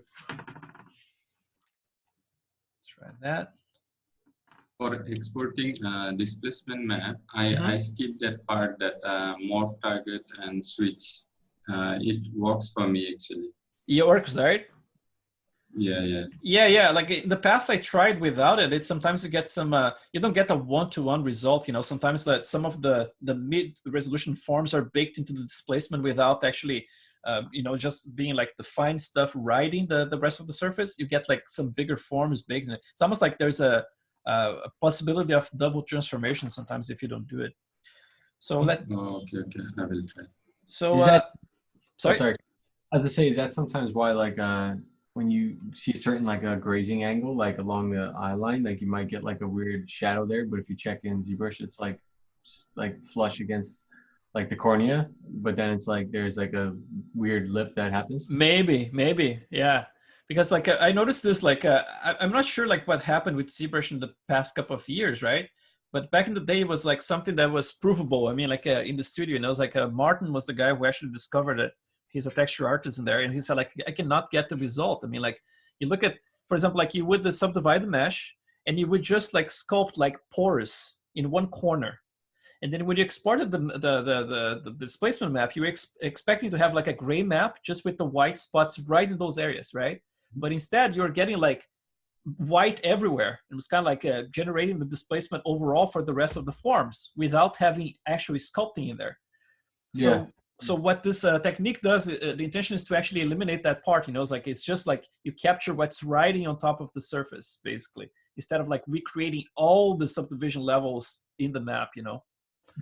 Yeah, so and it works. I mean, like I don't know if they changed something. Maybe like it's something I'm overdoing these days. Maybe like they already have that figured out, that, you know, behind, you know, it's like underneath the whole thing. But I keep doing it because that's the only way I can trust it, you know. And by the way, like those maps I'm exporting, I'm not even using adaptive. You know, it's like the adaptive, I normally use it with adaptive and subpix all the way to 4. And I mean, like I'm using just like without adaptive just to try it, and with the subpixel 2 instead, and I'm still getting like you know, it's like all this stuff. I mean, like it's coming fine, you know. And the thing is, like, maybe like for the final maps, I'm gonna do that and actually crank those values again. But for those tests we're doing here, man, this is like should take like 3 or 4 minutes, you know. So that's why it's easier. So I'm gonna go to 8K. I'm exporting both the displacement and texture in this case. Map border, I actually switched from 4 to 8, but I don't need it because I'm not seeing any seams in my model. But if you are seeing seams, you can always crank this one because this basically expands the border, right? So it repeats the color in the border. It just expands it to prevent the seams. But the thing is, like, if you don't have enough distance between the aisles you have in your UV space, and then, for example, if you have less than 16 pixels between them, and then one of the aisles is shooting 8 towards each other, and then you're gonna end up like kind of, you know, it might cause some problems, you know, or not like just themselves like touching each other, but actually going over. So yeah, if you have like less than 8 and you're actually using 8 for border, same like if you have like a very short distance between them, which is shorter than 16, and you're using 16, is definitely going to invade the next one. So you want to prevent that. But I try to keep them pretty, you know, it's like large distance between my aisles. So I think they should be fine. Even 4 or 8, doesn't matter. And then 8K switch morph target. That's the one that does the trick. EXR32, this one is up to you. Normally I use for the final ones adaptive, and then this one cranked all the way to 4. But in our case, we are kind of done here. So let's do OBJ, oops, this one. And then let's get to, no, not OBJ, source images. So I'm gonna export to source image because that's the folder that Maya looks for images by default. So if you're saving your files for review, like for Maya, make sure your images and maps are all inside of source images, because if I unzip this, basically it should work, you know, because that's the first spot Maya is gonna look for. So this one here, it shouldn't take too long. So meanwhile, this is basically what I do normally. While this is exporting, I switch back to ZBrush, to Maya, and I go ahead and first thing I'm gonna just, which one is this sculpting? Oh, this one, okay, cool. I have to have that on too. So I'm gonna just hide everything here. And by the way, all this stuff here you can actually group, right? So if you do select everything and you click like Control G, you create a group. So if you want to like hide stuff all at the same time, you can create like multiple groups, put inside of groups if you want to. But if you just do like a hair like that, then you can just hide everything with one single click. It's kind of easier. So at this point here, let's just do that procedure, right? To remember is always like import OBJ, make sure you have always single object clicked in there. You only have to do that one time. You probably already did a ton of times by now, but just a reminder. OBJ, I'm gonna get my mid resolution because we're exporting from level 2 in ZBrush, not the level 1. So mid resolution import. So now I have it overlapping with the other model. I'm gonna make sure I select both of them, starting with a new one. So I'm gonna click the new model that I just brought in, that brought all the scrapping here, the polygroups. And then I'm gonna look for her, which is right here. And basically with control, I'm clicking it. So I clicked first the destination, which is the new model, and then the origin, which is the old model. And then I'm gonna go to my deform. You're gonna click blend shape. If you never did it, just click the square, the option box, and then make sure you give a name here. It can be like anything. I normally put like weird names, but if I wanna be pristine, I'm gonna just look blend shape AAA. Pristine, just because I normally just name AAA. Now I'm naming it blend shape AAA. It's more clear now. So let's see. So now I applied it and I have it in there. And now we have the hair. This is like instant, right? If you had the hair on, to do this would take forever because it has to recalculate every time you click the slide. So I'm gonna go over to 1. And then I already have my shortcuts in here to delete history. But what I'm doing is actually doing edit, delete by type history instead of delete all by type history. I'm always afraid of this one because this one can screw up XGen. At least for the core, it definitely screws it up. For the interactive, I don't think it does actually, but I would not touch that. I'm afraid of it. And then, so delete by type history. And now all this stuff here should be gone. So click this one, delete it. And now all those forms, like the little bumps we added to the ears and all this stuff should be in this model here. There's the big bump right there, I can see. And then the displacement is going to do the rest of the job, right? So the model at this point here, because we already did all that first pass, like setting up everything in Arnold, right? Like we did, like we had our shared SSS under here. We already did the subdivision, Catmull, Clark, blah, blah, blah. So we don't want to redo all this stuff every time you bring a model. So the morph target, the blend shape works great for this, you know. And then let's go back to ZBrush. Let's see if it's still exporting. Still going, but shouldn't be too long from now. Let's see. Countdown 04. I guess this is the last one, is it? Let's see. Oh, I think it's each one, right? So let's see how many we have. Let's switch back to Maya. Let's go to my shader network. It's normally like the last one in here. If you don't want to look for it, just select your model, open your Hypershade, and then under Hypershade, just click Graph, and then Graph Materials and Selected Objects. Just make sure you're picking the right thing. So that's basically like the entire shader network for Our Lady. And then still very simple. We don't have a lot of stuff plugged just yet. So I'm gonna click like my displacement. If you're not seeing the displacement right here, you can always click like this top node, not the shader itself, but the top node in here. And then the shading group, right? So click that one. And then if you're not seeing displacement, you can just do like a graph input and output. And this one actually makes everything that's connected to it pop. And then you should see the displacement right here. So that's the map straight away right here, right? So you need to go like one by one, click like all those little arrows and follow it. Just click to your map straight away. And then let's go around here. Make sure you have, if you're using ACES, utility linear RGB. But if you remember, I mean, like we set all those rules at the beginning, so you shouldn't have to do this. Every time you bring an EXR, you should convert automatically to this space here. So let's go and look for the lady. Just like it's still exporting the last one right now. It is just a color. Let's see, the EXR is already there. Yeah, so just the color that's missing. So let's see, it should be done pretty soon. Okay, 5 minutes 25. Okay, saved some time there. So let's click the displacement. The DM file can be any one of them because you have Mari set up in there, right? So automatically Arnold's gonna put the UDIM tag. So that's actually not Arnold's, Maya is doing this. And the last thing here is basically make sure that you have your filter type off. And then make sure that you have like your Arnold. If you're not, if it's not your intention to use like auto generate TX textures, right? Then you turn this off. I mean, like if you have enough memory, you don't need to use this because this actually keeps accumulating, and you have to regenerate things kind of like manually. You know, it's like sometimes it doesn't update the textures. You bring a brand new one, but because this is already baked in there, you have to actually reload stuff. There is this Arnold. Utilities here. Let's see. No, actually the flush caches. So this one here, you can actually flush everything. So to make sure that the basically like brings like brand new stuff and ignore everything that's cached. But you also have this TX manager in here. So if you have your textures in there, like see, like those ones are TXs right there.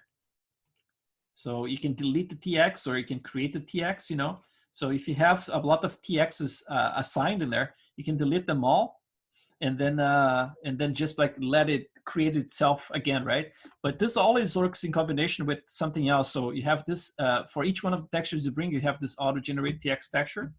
But also in your render settings, under textures in here, those two by default are on. Auto-convert textures to TX and the use existing TX textures. So if that one is on, everything, you know, it's like it's going to be kind of like reusing anything that was already baked, you know, so there's no like recreating them. So, you know, to prevent all this crap, I just like turn everything off. But for example, in your case, if you want to use TX still, maybe you can just uncheck this existing TX textures, just make sure that it doesn't reload the same files over and over. So you never see a difference in the renders, you know.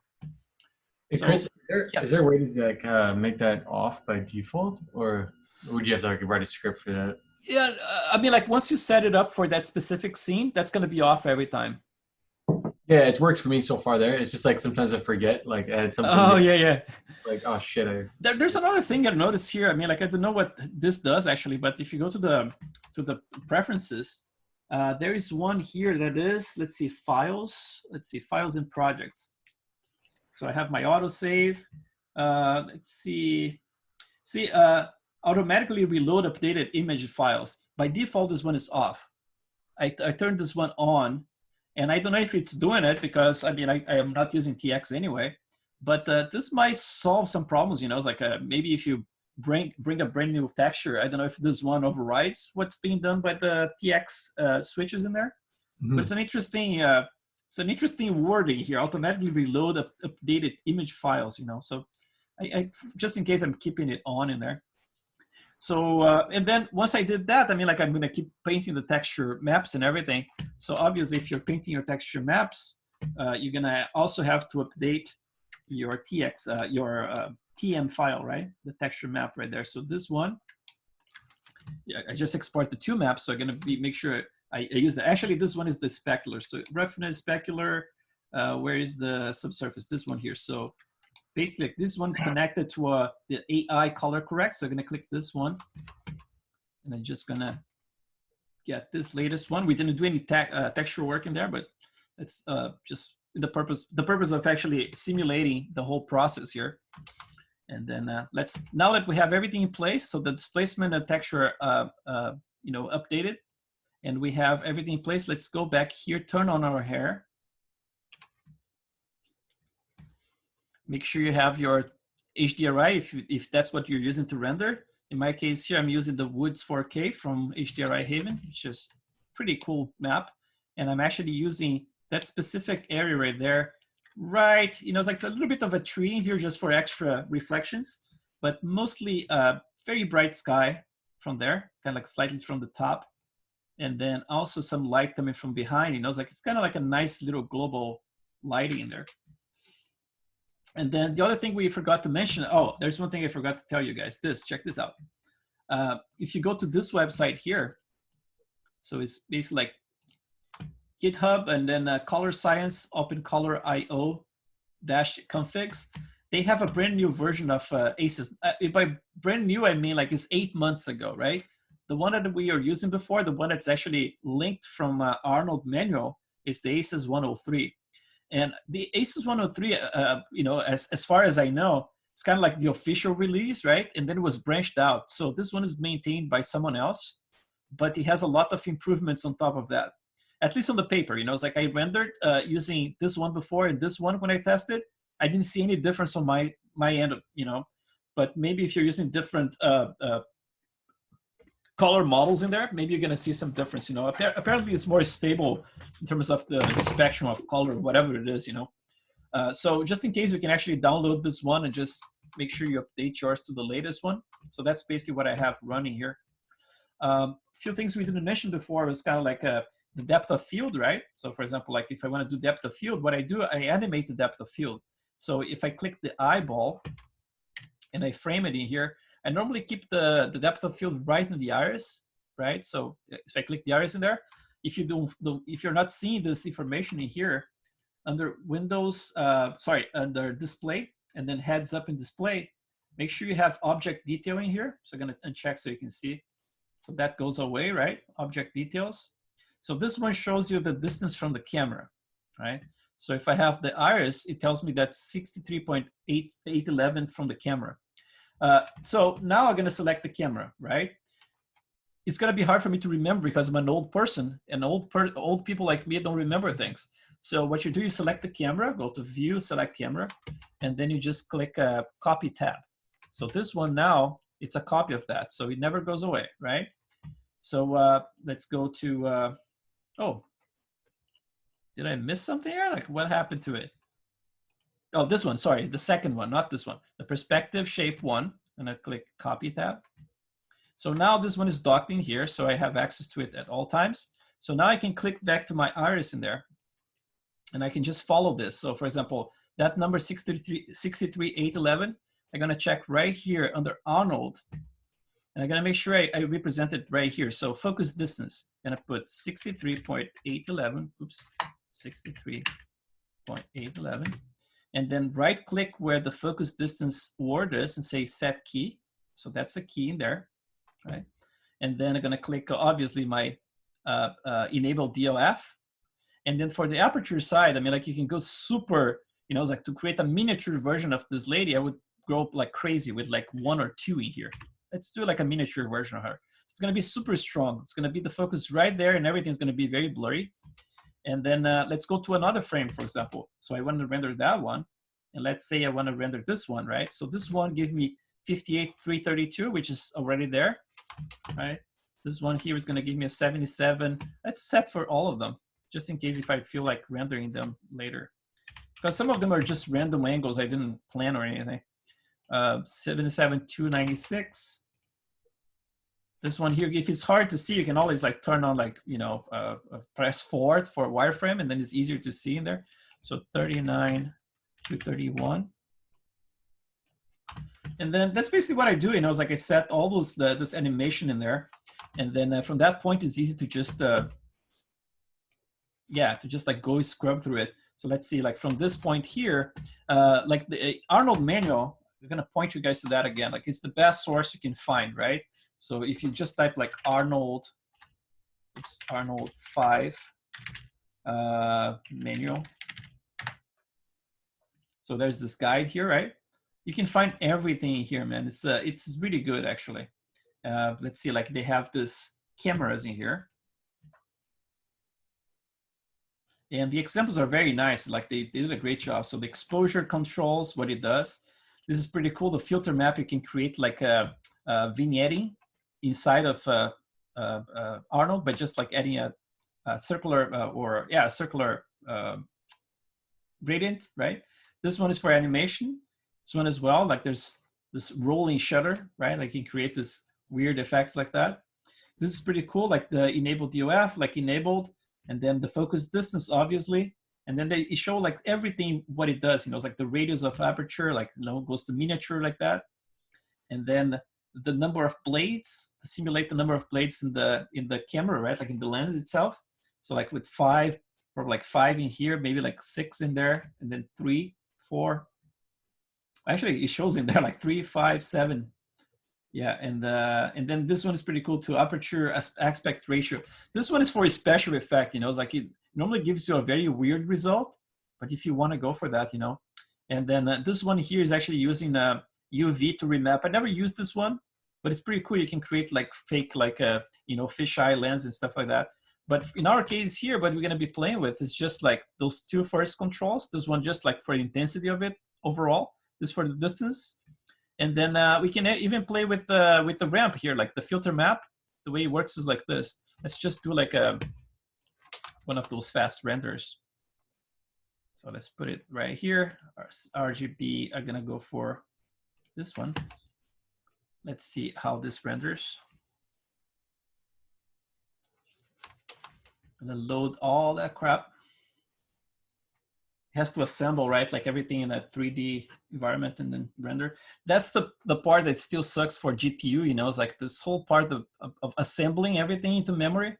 It should be in theory much faster sending all this information to the GPU, but still crap, you know, it's like it takes like, I would say like 10, 20 times slower than loading into CPU in here and memory. So now we have like a very strong depth of field. Let's get this, because you use like 1 in there, right? So you're gonna see like the background, it's very blurry. Yeah, there you go. Oh, there you go. So very blurry background, right? So that means like we are going like full on. So if you go like even further, let's try like 3. It's gonna be like very much a miniature. So like super, and of course like the biggest you go with the value in here, the more diffuse everything is around it, because it gets super blurry, and then the calculations become crazy, you know, it's like, so it's going to be much slower to render with high values in here. But I normally use like, if it's just like a close-up of the face, I'm going to use anything between like 0.05 and 0.1. And then for something at this distance here, sometimes I use between like 0.200 and 0.400, just to add a little bit of that, but without killing everything, right? Because as you are a little bit more distant from the subject in here, So 0.400 should contemplate basically like the entire silhouette in here. You still should get stuff in focus, but the ear is going to be a little bit out of focus, you know. If it's too much, then you could try like 0.200 or something like that. But it's a matter of like just rendering and testing it, you know. And then if you switch to another angle now, one of those that we created, we should be able to get that with depth of field already set for us, right? We just created those little keyframes in there to help us out. And then at this point here, if I want to go to, all right, still thinking there. There you go. Why is it not? Let me try to cancel it. It's very busy right now. Not even caring about me moving my mouse in here. There you go. Now it kind of unlocked. Right, let's cancel it. So now if I have like all those frames in place, and I mean like right now we don't have like, it's not perfect, right? Like some of those frames I'm not gonna render. For example, like this one, probably not, you know, but if you have them all aligned, just like the ones, your favorite ones, you can copy them, for example. You can do like a, you know, if you copy from here, you can click like shift, for example. You can say like copy, like that. And you can just go to like frame, I don't know, like 15 or just like further down the road, just click shift again, and then to make sure that's selected, and then press paste, right?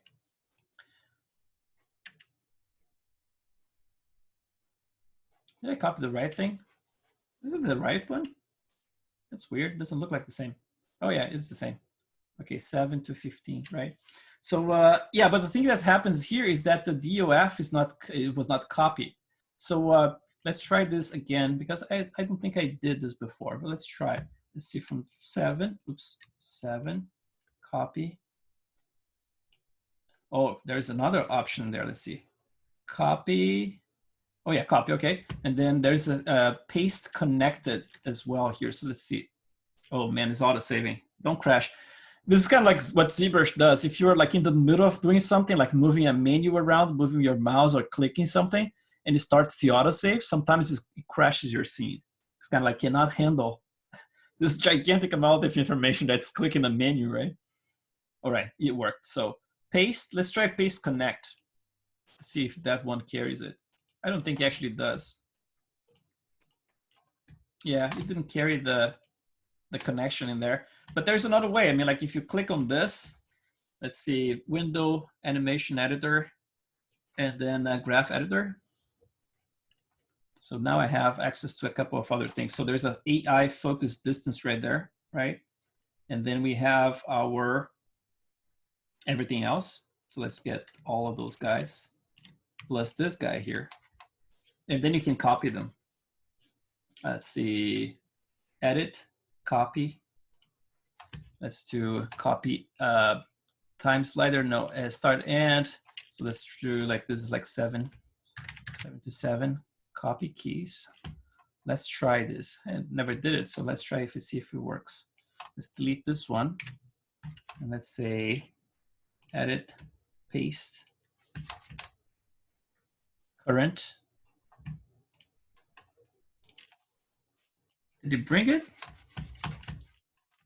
Oh, it didn't bring it. That's so weird. And I had both selected, so let's do it from here, I guess. That's so bizarre.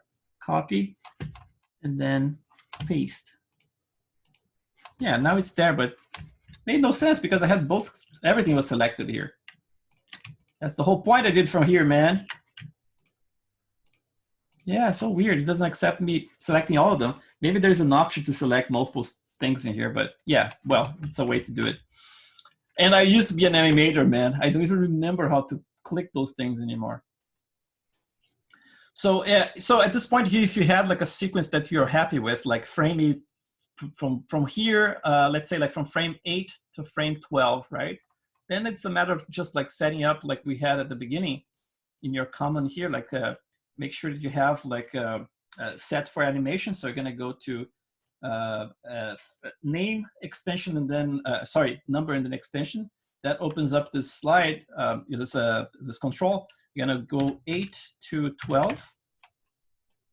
And then that's about it. So so that's all we need. So like the resolution is set, everything. if I'm happy with my, you know, it's like the number of anti-alias and all this stuff, you just turn off the progressive render and you can close it. And then at this point, you can just go and switch to rendering and say render. This is a kind of new thing for the past like 3 versions of Maya. There's this render sequence now, so you can just click the option box and then you just double check if the camera here is the same camera you're rendering. So this is correct. And then this one here actually adds to the render view. So that means that every single frame that's going to be rendered is going to be added to the render view. Let's do something very stupid here. Let's do like a super low resolution render. See if we can get something rendering there fast. And then you just do like a render sequence. When you click render sequence, anything that you specified here, it's going to be taken into account. So it's going to render 8 to 12. So you just do like render sequence. And it's going to open like a little window like that. And it's going to try to fit the 1200 by 1200, which is the resolution. And then basically like that's what I do sometimes when I want to get my results in the morning, you know, it's like I go to bed and then I just like leave it rendering overnight. But nowadays I just wait for them, you know, so because I cannot sleep, I just go to bed like super late. But let's see if we can get something rendered. Hello, sir. Yes. Yeah, I have one small question that can we adjust little bit the model in Maya after bake all those displacement and all textures? Suppose I have hands like this. I sculpted only one hand. So and right now it's like butterfly. Yeah, so I want to create some variation in Maya or something. Is it possible, or the detail will go off? To create the variation in Maya? Yeah, and the block itself. The suppose like this, I just want to do little finger up down like. Oh sure, yeah. Little. I mean, like I would recommend. I mean, like if it's just the hands, to do a little rigging in there. You know, you can do a little rigging because I mean, like if you want to do in ZBrush, it's gonna be easier because you can just like easily just select stuff and just bend them, right? But if you want to do in Maya and have control. Oh, this one I don't have set like the depth of field for this angle. Look at that. But I'm just gonna cancel this one just to show you guys. So if you press escape, you should cancel it, right? So now let's look at those renders. So this is like depth of field, like, and then here if you scrub through it, you're gonna see all the renders that you did. Based like all those. Remember that option I clicked that was like save to, to the render view, right? So now they are all there. But I mean, like my depth of field is not correctly set on anything like that. But basically, that's the way you do. It's like you just set it up, and also the resolution is crappy here, rendering super low resolution stuff. But then let's take a look at that. For example, let's save this one. Another name here, and let's just do like a quick.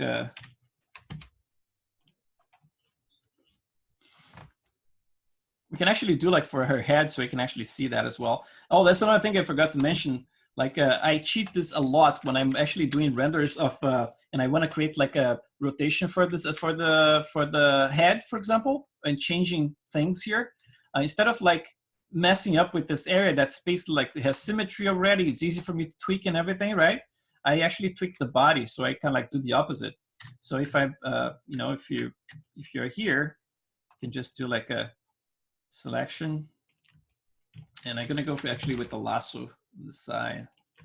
Let's do like a lasso like that, and then like that, and then you can just click multiple times inside of the mask, so just like to smooth things out.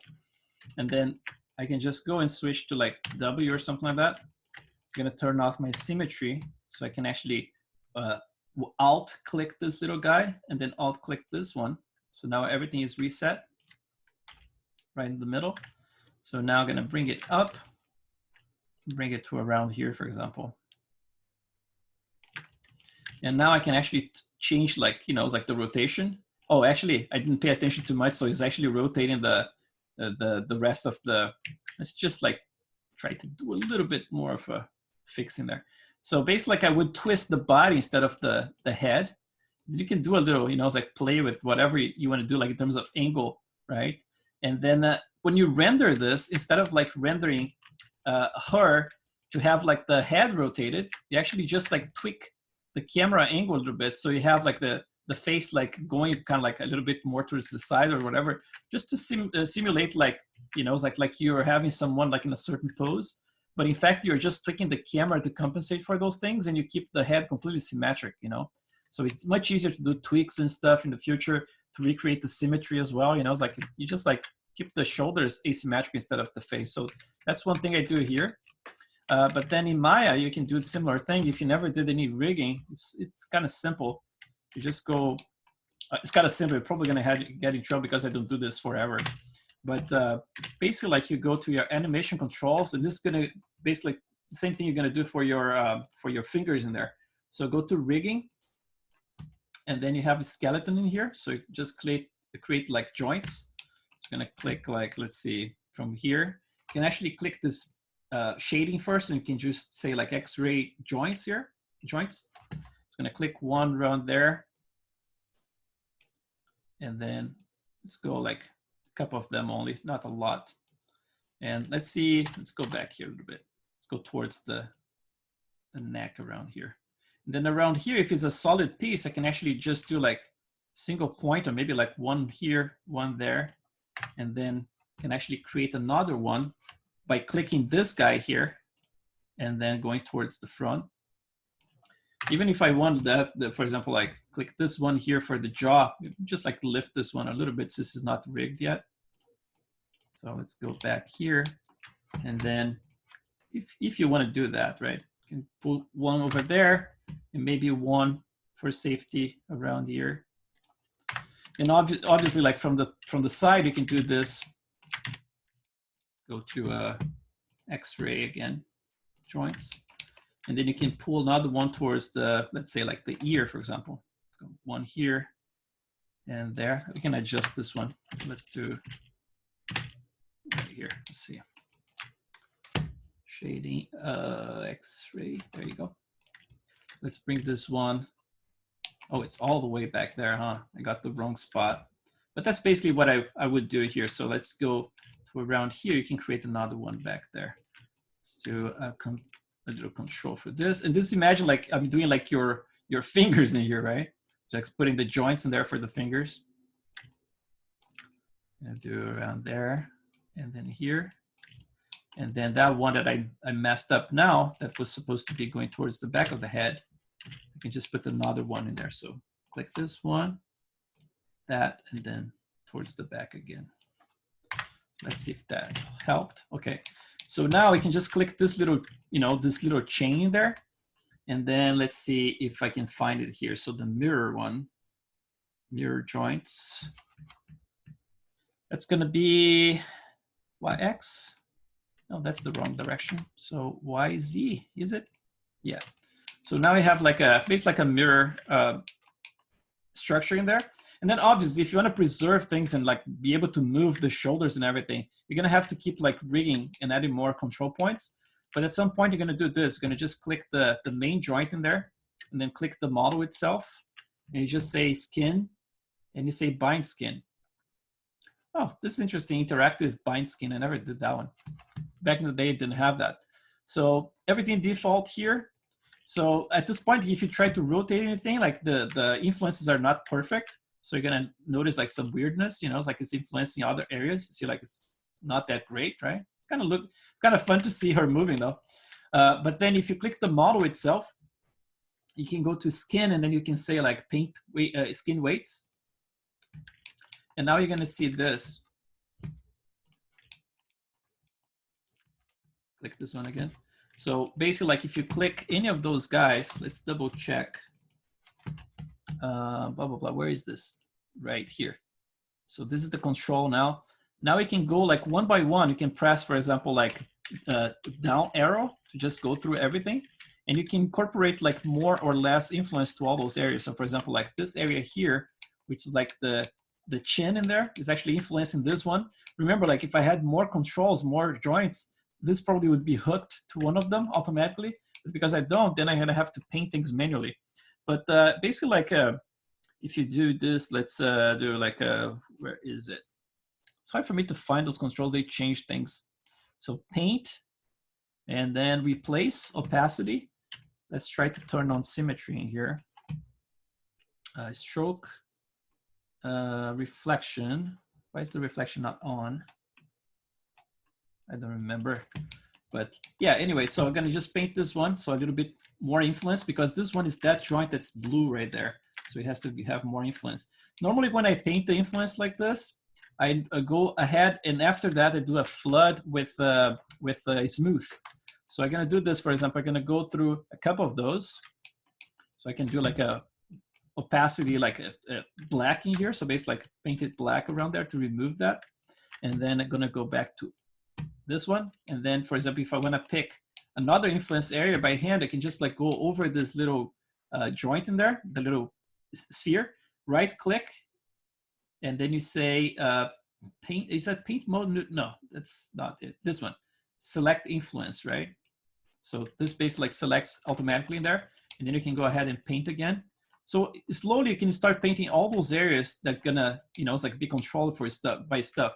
This one the same, like this one is probably gonna keep the you know, you're gonna have to have a lot of influence around this entire area to preserve everything in place, which is the most important joint anyway. So I can actually go ahead in there.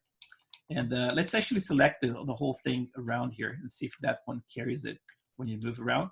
And then from time to time, after I do the selection, obviously I'm doing like terrible job with it, but I basically do this. I go to smooth, and then I click flood a couple of times. Look what's happening with the shoulder. It's actually influencing the shoulder right there.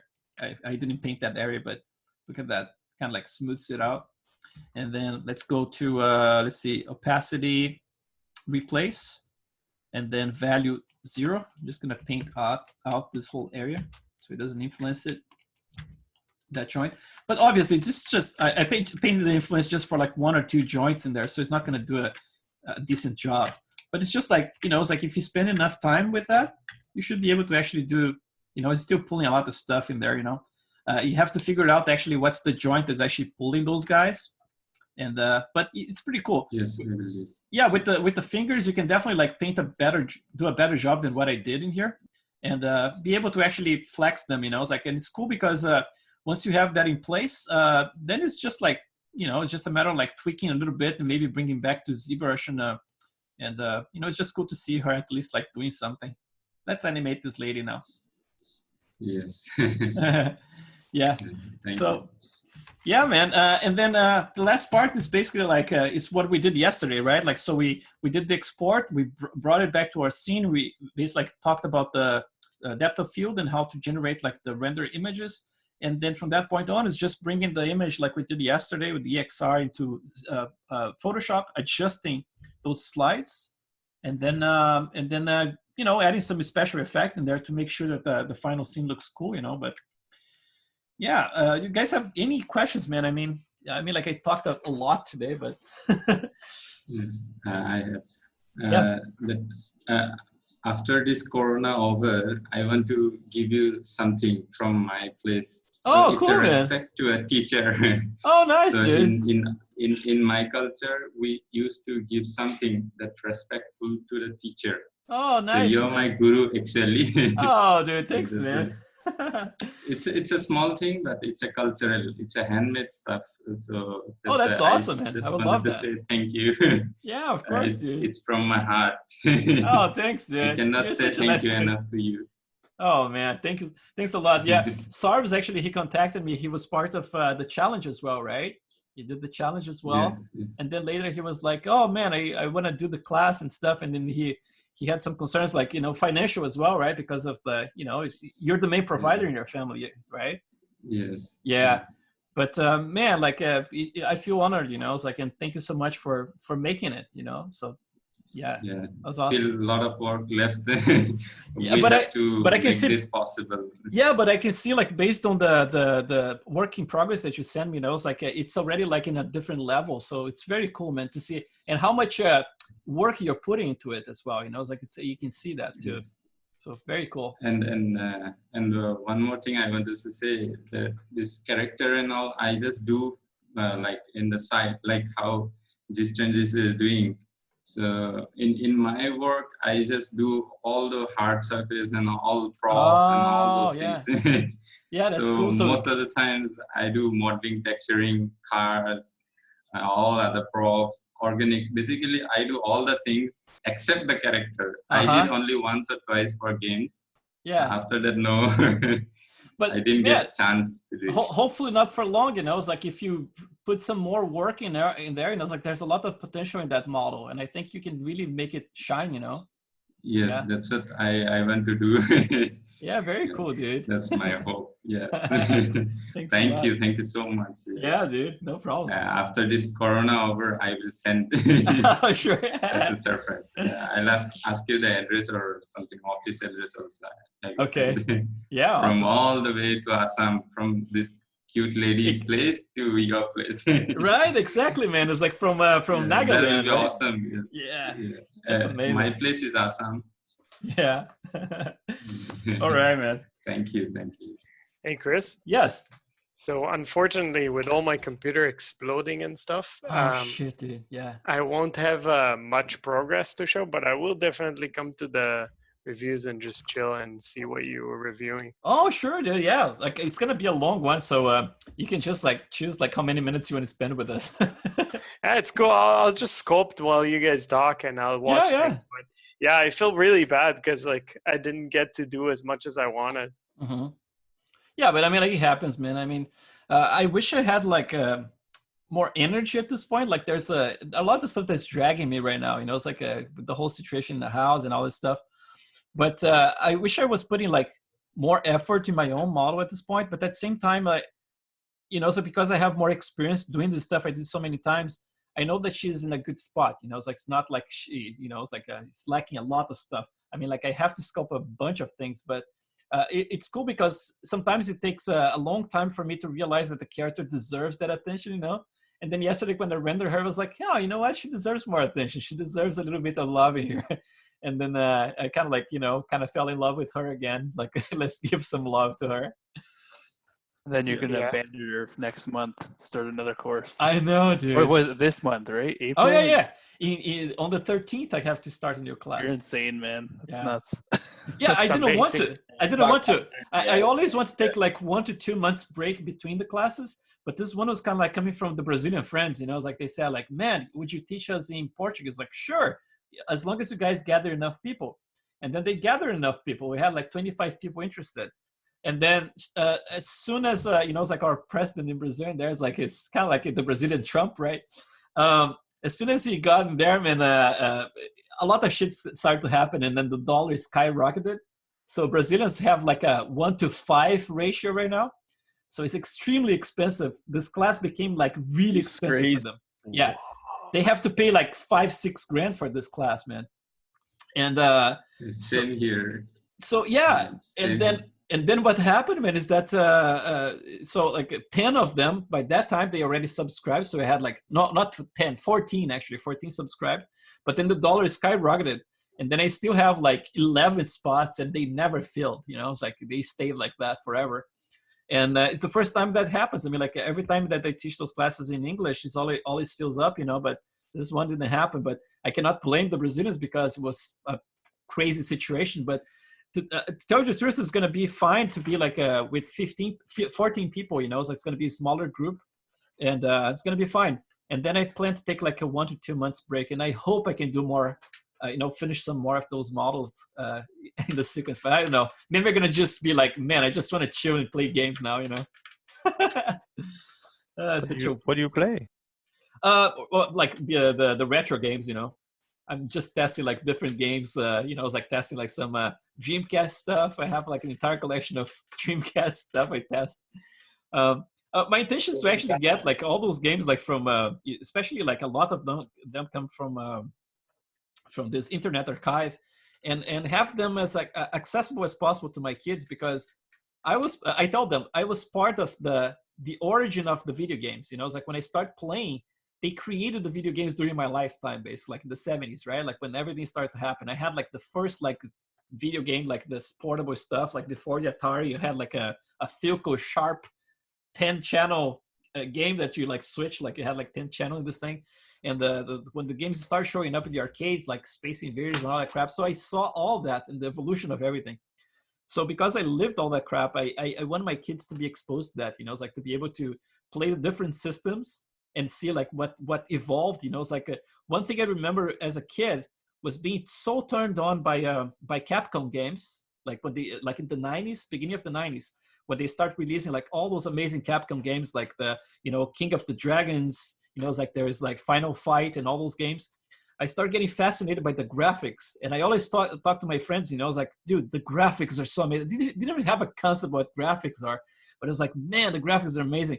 And I started getting to computer graphics because of those games, you know. It was like back then, it was just like 2D, you know, pixels running around. I was like, man, I love this stuff, you know.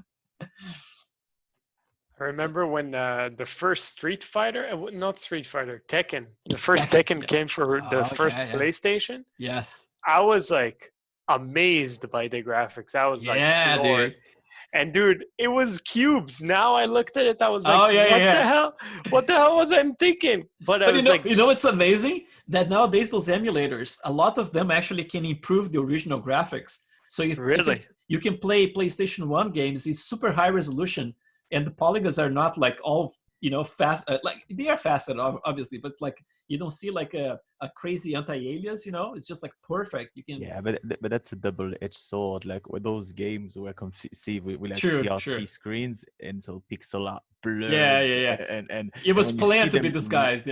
Exactly. When you see them really sharp, you're like, oh my god, it's so but you know what, man, it's a different experience. Like I tried some original ones, like with the high resolution, and they look great. It's almost like you play like an old PlayStation 2 game, and you think like, oh man, compared to a new Xbox is crap, you know. But then you play with the high resolution graphics and everything, it still holds up pretty well. Some of them, it was like, all the stylized one, all the one with a strong art direction, just endless. It just it's pretty awesome.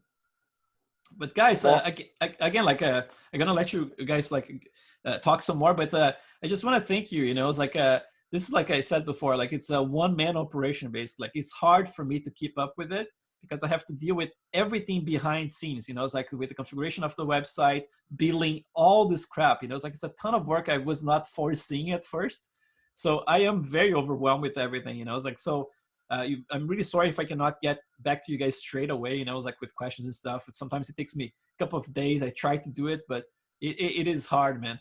I just want to thank for the support, you know. It's like Sarb said, you know, it's like it's expensive, especially like in his side of the world in there, you know, and making the effort to be here, you know. It's like, and I just want to make sure that you guys are getting your money back, you know, basically. Like I really want to make sure that I'm giving enough information so you guys can, you know, take from here, you know. So thank you so much. You guys are awesome. A great group of people.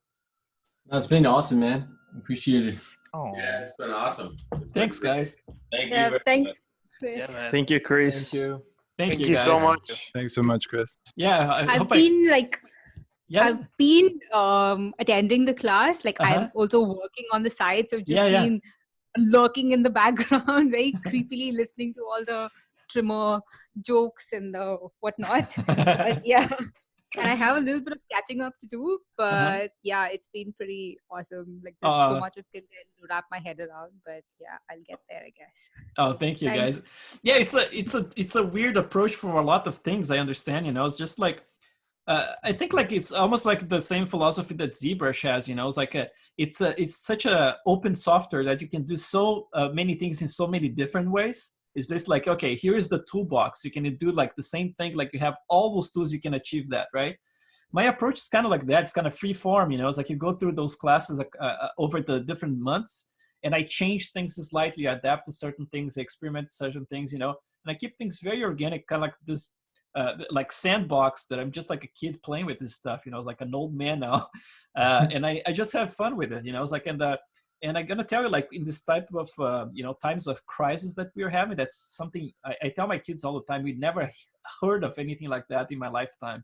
You know, it's like going out in the streets and seeing a ghost town, unheard of, right?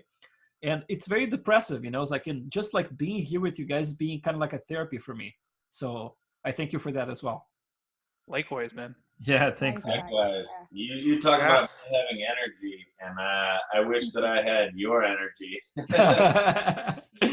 Yeah, man. I try, I was like, but sometimes, man, it's just like my body just want to collapse, Yesterday I was like in autopilot. When it was like 3 a.m., I was like dead.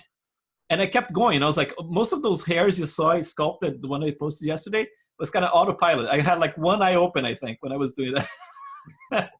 I just don't have it in me. I have 2 kids are now quarantined in with me while my wife goes and works, and it's like, same with me, man. 2 kids, 6 and 9. Yep. I have 2 and 4. Oh yeah, yours gonna need more from you for sure. Crazy. Mine, I can set them up like with iPads, man. Some games, some math problems, and they're fine, iPads only go so far at this point. Yeah. Thank you, Chris.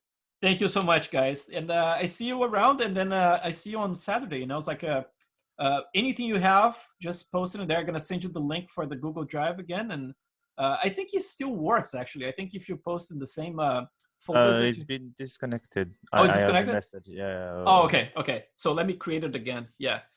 I did a lot of changes in my Google Drive, so probably that's the problem. But Chris, yes. How do we do then for the order of passage then? Like last time, like first uploaded, or how does it work? I'm gonna let you guys fight. I'm gonna, it's like just distribute some knives, and you guys fight in the dark. The one who's screaming the loudest in the.